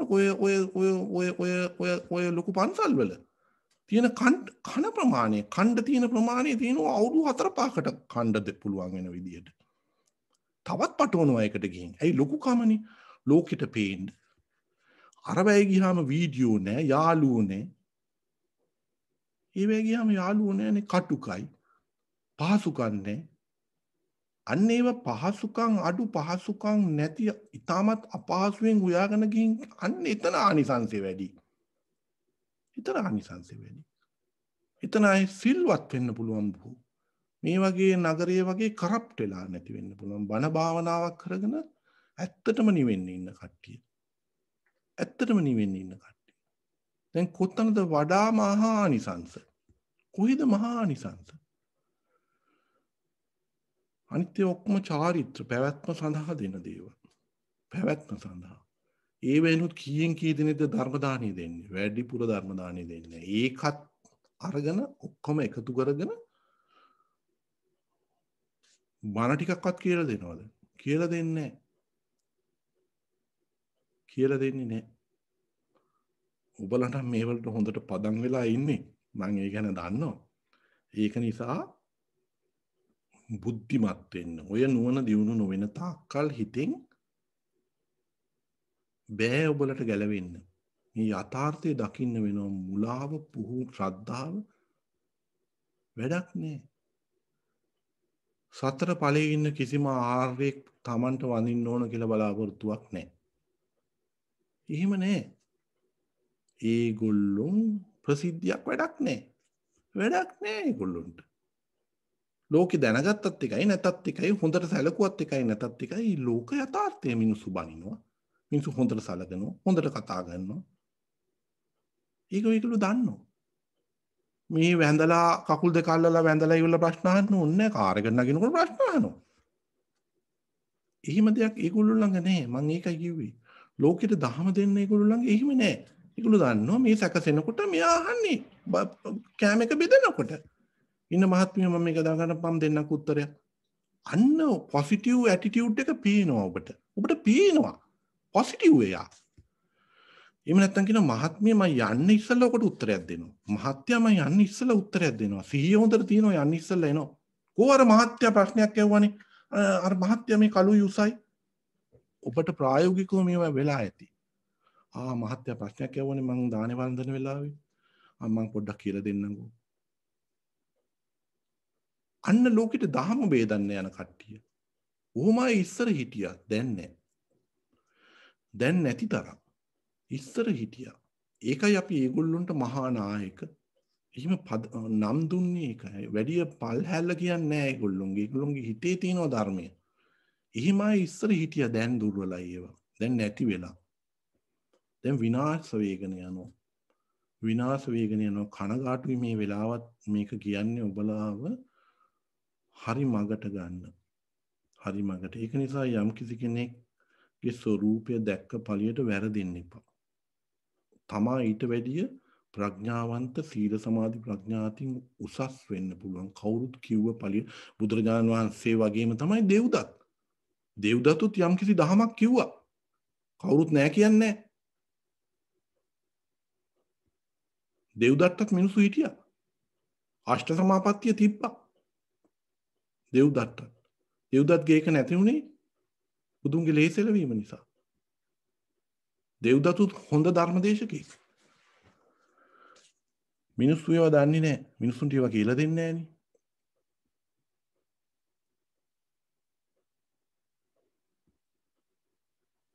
මිනිස්සුන්ට ඒවා කියලා දෙන්නේ නැහැ. ඒවා ඉලප්පුවොත් වඳින්නේ නැහනේ. ඒක නිසා ලොකු සටනක් ඔය බුදුරජාණන් වහන්සේගේ කාලේ ඒ දෘෂ්ටීන් තියෙන දැන් සමහර අය දෘෂ්ටිය කිසිම හේතුවක් නිකා ඉබේ හට ගන්නවා. සිත හටගන්නේ ඉබේ හේතුවක් නිසා නෙමෙයි කියලා එහෙම දෘෂ්ටීන් තිබ්බා. ඒගොල්ලොන්ට මිනිස්සු හිටියා ආචේල කස්සප. ඔය මේ වගේ කට්ටිය යම් කිසි දහමක් කිව්වා. ඒගොල්ලොන්ට මිනිස්සු හිටියා. බුදුරජාණන් වහන්සේ විනය පැනෙව්වේ ඒගොල්ලොත් එක්ක එක්තරා විදිහකට ඉන්න ඕන නිසා. ඒක නිසායි කිව්වේ මේ පළාතේ යනකොට සෙරප්පු දාන්න එපා. මේ විදිහට ඉන්න එපා. මේ විදිහට ගෑනු අය තනියෙන් කතා කරන්න දෙන්න එපා. නැත්තම් මේ ගෑනු අය අප්සෙට් නිසා අය කතා කරන්න එපා කියන්නේ තනි පංගලමේ. ඒවා යම් කිසි විදිහකට ආව ක්‍රමයක් තියෙනවා ඒවා. ඒවා යථාර්ථයකුත් අද කාලේ තියෙනවා. සමහර දේවල් නම් වැඩකට නැහැ. විනය හැටියට තිබ්බට. මොකද ඒකේ යුනික් විදිහට වෙන් කරලා ඒ සමාජයේ හඳුනගන්න සටනක් තිබ්බා. මොකද එච්චරට දාර්ශනිකයෝ හිටියේ. දාර්ශනිකයෝ ගොඩක් ඒගොල්ලෝ කියන දේ කොටසක් ඉන්නවා තේරුම් ගන්න. දෙව්දත්තත් එහෙම තමයි. යාර සෙනග හිටියා. බුදුරජාණන් වහන්සේ ඉස්සරහම ඇවිල්ලා කියනවා මම දෙව්දත් මෙහෙම කියනවා. නෑ කිව්වේ නෑ ඒක සටනක්. ඒක ෆයිට් එකක්. ඒක තමන්ගේ දර්ශනය ඉදිරියට ගෙන යාමේ සටනක් තිබ්බා. යාට මිනිස්සු හිටියා. බුදුරජාණන් වහන්සේට ඒක මිනිස්සුන්ව පහදලා දෙන්න වුණා. එතකොට මේ දහම් කරුණු වල ඒවා හැම දෙයක්ම දහමේ බුනේ මේ දාර්ශනික මත තිබ්බා ඒවා. ඒවා එක්තරා විදිහට සාර්ථක වුණා. ඒ සාර්ථකත්වයෙන් බැහැරට වෙච්ච දහම බුදුදහම. එතකොට ඒවා ඔක්කොම කඩා බිඳ දමා එන්න ඕනේ බුදුදහම තේරුම් ගන්න. ඒ එකක් හරි හවුනොත් ඔබ මුලා වෙනවා. කවුරු හරි අපිට ඇවිල්ලා කිව්වොත් උදාහරණයක් ඇටියට මිනිස්සු කියන්නේ ඉබේ හටගත්තා කියලා. ඔබ අහු වෙනවා. ඔබ බුදුදහම විතරක් නෙමෙයි ඉගෙන ගන්න අනිත් දාර්ශනික මත බිඳගෙන යන්නේ. මේ දාර්ශනීය ධර්මයේ අචල ශ්‍රද්ධාව වෙන්න. ධර්මයේ අචල ශ්‍රද්ධාව එන්න එදා ಭಾರತයේ හරි කොයි හරි තිබ්බ ಭಾರತයේ හරි ලංකාවේ හරි කොයි හරි පහළ වෙච්ච බුදුරජාණන් වහන්සේට සටනක් තිබ්බ අනිත් දාර්ශනිකයොත් එක්ක. ඒ මත ඔක්කොම ඔබට බිනින්න වෙනවා. ඒකයි ඔබ ධර්මයේ සරණ යන්නේ. ලේසි නෑ මේක ධර්මයේ සරණ යනවා කියන එක. ඒ මත ඔක්කොම දෙව්දත් කිව්වේ මොනවද? අචේල කස්සප කිව්වේ මොන? ආජිත කේස කල්ලාම්බය කිව්වේ මොකද්ද? ඔය ආපු ඔක්කොම ගේ මත බිනින්න වෙනවා. දැන් අද අවින්සාව කියන අවින්සාව බිනින්න එපයි. කවුද අන්තිම කාලේ පහත් වෙච්ච බුදුරජාණන් වහන්සේම වගේ කෙනෙක්? ඒ ජෛනාගමේ එයත් යම් කිසි දහමක් කියනවා. හොඳට කියවලා බලන්න මේ ජෛනාගම. ඒවා බුදුදහමට කිට්ටුවෙන් යනවා, පැටලෙනවා. ඔබට ධර්මයේ සරණ යන්න බෑ ඒවා. කවුරු හරි ගෙනල්ලා දැම්මොත්. දැන් දැම්මත් එකයි. ලේසි නෑ ධර්මයේ සරණ යනවා කියන දේ. මේ බණ ටිකක් අහගෙන. ඒව ඇදගෙන යන්න කියනවා නෙමෙයි. පොත සිතට දාගත්තොත් ඒක හරියන්නේ නැහැ. හැබැයි සිතෙන් නුවණ දියුණු කරපු ගත්ත කෙනෙකුට ඒක එනකොට එයා දන්නවා බොරු කියලා. ඒක එනකොට එයා දන්නවා. එයා සිත දියුණු කරලා තියෙන්නේ. එයා දන්නවා මේ කියන දේ බොරු මෙතනින් එළියට පනිනවා. එහෙනම් මේ කියන දේ බොරු. එතකොට මේ දාර්ශනික මදයේ බිඳ දමනවා. එයා ධර්මයේ සරණ යන්න කිට්ටුයි. එයා මාර්ගසිතක ඉන්නේ. ඒක මේ පොතෙන් හිතට පටවලා නෙමෙයි. නුවණ දියුණු කරලා විදර්ශනා නුවණෙන් අර මං මුලදී සඳහන් කරා වගේ ප්‍රඥා චෛතසිකේ දියුණු කරපු කෙනෙක් එයා. හිතන්න එපා මේ දහම ලේසි කියලා ඔබ. ඔබට ලේසි නෑ මේක. අමාරුත් නෑ. මම කිව්ව විදිහට ගියොත් Taman නිදහසේ සිත දියුණු කරලා නුවණ දියුණු කරන කෙනෙක් වෙන්න, පොත් පාඩම් කරන කෙනෙක් වෙන්න එපා. අපි උගත් අය මෙතන ඉන්නවා ගොඩක්. ඒ දෙන පාඩම් කරන ක්‍රමය නෙමෙයි මෙතන තියෙන්නේ. ඒක සාමාන්‍යයෙන් පොදු ක්‍රමයක්. අපි ලෙක්චර් එකක් දෙනවා. ඒ ලෙක්චර් එක පාඩම් කරගෙන විභාගෙට ලියනවා. මෙතන තියෙනවා සිතේ පුරුදු කිරීමක් ගැන. ඒක අර හරි කන පිටයි. ඒ මතයට එන්න, ඒ අදහස හිතට දාගන්න කම්ප්ලීට්ලි වෙනස්. සිත පුරුදු කරලා සිත ගිහින් බලනවා පොත. ඒක හරි. අඩි මගේ සිතේ මේකට මේක ගැලපෙන්නේ. එතකොට තමයි අර ස්වාමීන් වහන්සේලාගෙන් ප්‍රශ්න අහන්නේ. දැන් මේ Taman දහම විමර්ශනය කරලා හොයාගත්ත දාමක්. එතකොට අහන ස්වාමීන් වහන්සේ මෙන්න මේ වගේ එනවා. නමුත් මේක මෙතනට කනෙක්ට් වෙන්නේ නෑ මට. අන්න ඒකෙන් අහනවා. එතකොට දන්නවනම් කියලා දෙනවා මහත්මිය මේක මහත්ය මෙහෙම වෙලා මෙතනට ආවොත් මේක මෙහෙම වෙනවා. එහෙම නැත්නම් මහත්මිය හරි මහත්මයා හරි ධර්මي දන්නවනේ. අන්න මේ පොතේ මෙතන සූත්‍රයක් මම අහලා තියෙනවා. සමහරලාට ලේසි වෙයි ඒක ගලප ගන්න. අන්න දැන් හිත පොතට යනවා. මං කියන්නේ ඒකයි. ඒ දෙක හොඳට තේරුම් ගන්න. ගොඩ වෙලාවක් කතා කරා ප්‍රශ්න තියෙනවා නම් අහන්න.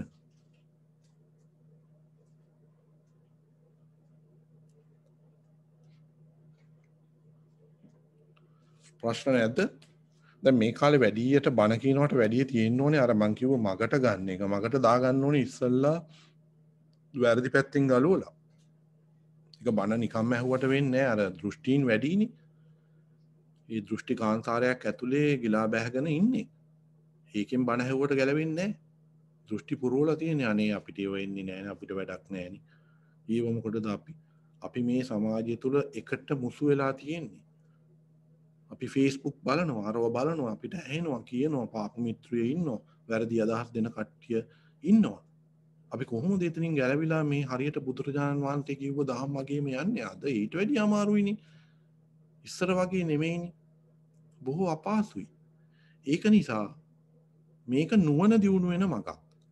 එහෙම නැත්තම් මේ වැඳලා ඕක හම්බ වෙන්නේ නැහැ. ශ්‍රද්ධාවෙන් ගියත් නුවණ දියුණු වෙන්න ඕනේ. මේ මම කිව්ව විදිහට මේ විදර්ශනාව නිකම් වචන ටිකක් නෙමෙයි. ඒ මගට වැටෙන්න බෑ දහම සැක කරවනවා නම් කවුරු හරි. එතකොට දහම කෙලේ අචල ප්‍රසාදේ ඇති වෙනවා ලේසි නැහැනේ ඒක. ඒක ලේසි නෑ. ඒක පුරුදු කරලා නුවණක් දියුණු වෙන්න ඕනේ. පිරිසුදු පැහැදිලි වූ නුවණක් Taman සිත ගැන දැනගන්න ඕනේ. ඒ වලට ඇලිලා හිටියොත් මේක තේරුම් ගන්න බැරි වෙනවා. ප්‍රශ්න එහෙම නැද්ද? මියුට් කරාට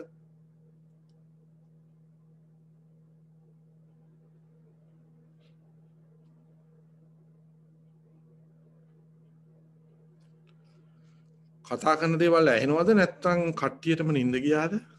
ඇහෙනවා අජිත්. වැදගත් ඉතින් හොඳම තේරෙනවා. ඉතින් ප්‍රශ්න නම් ටිකක් අඩුයි දැන් ටික ටික කියන්නේ. ඉතින් අර දැන් අපි මේ දහම ටිකක් කාලයක් දිනු කරන හින්දා මාතෘකා යටතේ කතා කරනකොට අපිට අර තේරෙන ප්‍රමාණ වැඩියෙන් තේරෙනවා ගන්නවා. වැඩියෙන් තේරෙන්න පටන් ගන්නවා. ඒ කියන්නේ අපේ අර ඔක්කොම 15 ස්තර ගැලවිලා තියෙන්නේ අපේ මං ගැන කතා කරනවා නම් ඒකින්ද අර පොකුරු පිටින් තේරෙන්නේ. ඒක එහෙම තමයි එහෙම වෙන්නේ. පොකුරින් තේරෙන්නේ. ඔක්කොම එනවා තේරිලා. ඉතින් ඒක හොඳ ගුණයක්. ඉතින් අපිට ඒකේ බෙනිෆිට් එකක් මේක හිතට දැනෙනවනේ අජිත්. හිතට දැනෙන දහමින්ද අපිට තේරෙනවා. හිතටනේ දැනෙන්නේ. අපිට අපේ තියෙන හිතේ සැහැල්ලු බව තේරෙනවා. දැන් අපිට ඒක අංගන්න දෙයක් නැහැ. ඒ කියන්නේ දහම දැන් තියෙන්නේ දියුණු කිරීම තමයි තියෙන්නේ. ඔය දිනදා ප්‍රායෝගිකව මේවා කළා දියුණු කිරීම තියෙන්නේ. සිත දියුණු කරන්න මාර්ගයට වැටුණ කෙනෙක්ට සිත දියුණු වෙනවා. අඩුපාඩු තියෙන්න පුළුවන්. සිත පිරිසිදු වෙනවා, සිත සැහැල්ලු වෙනවා, සිත සතුටු වෙනවා. එතකොට මේ පැත්තෙන් සතුටක් තියෙනවා. අපි සත්තු මරන්නේ, අපි බොරු කියන්නේ, අපි කේලම් කියන්නේ. ඊයේ කිව්වා, පෙරේදා කිව්වා, දැන් මාස 3ක් ඉඳලා කියන්නේ. ඒ මට අවබෝධ වෙච්ච නිසා මම කියන්නේ මම මේ මග දිගටම යනවා. මේක දිගින් දිගටම පවත්වාගෙන යනවා. දැන් තමා කිරීම සිටිනකොට පිරිසුදු කෙනෙක්නේ හම්බ වෙන්නේ.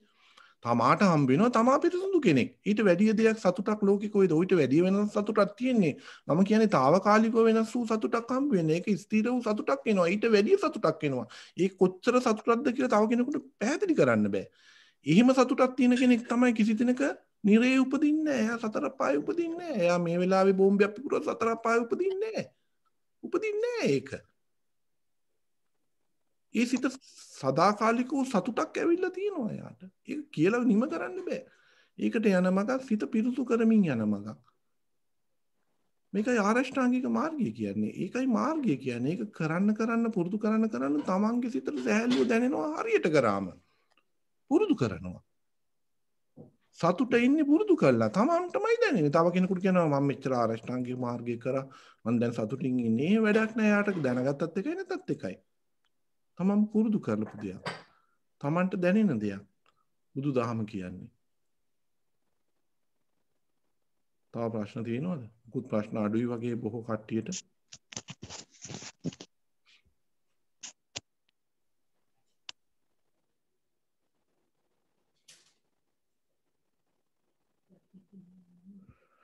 ප්‍රශ්න අඩුද? අපි දැන්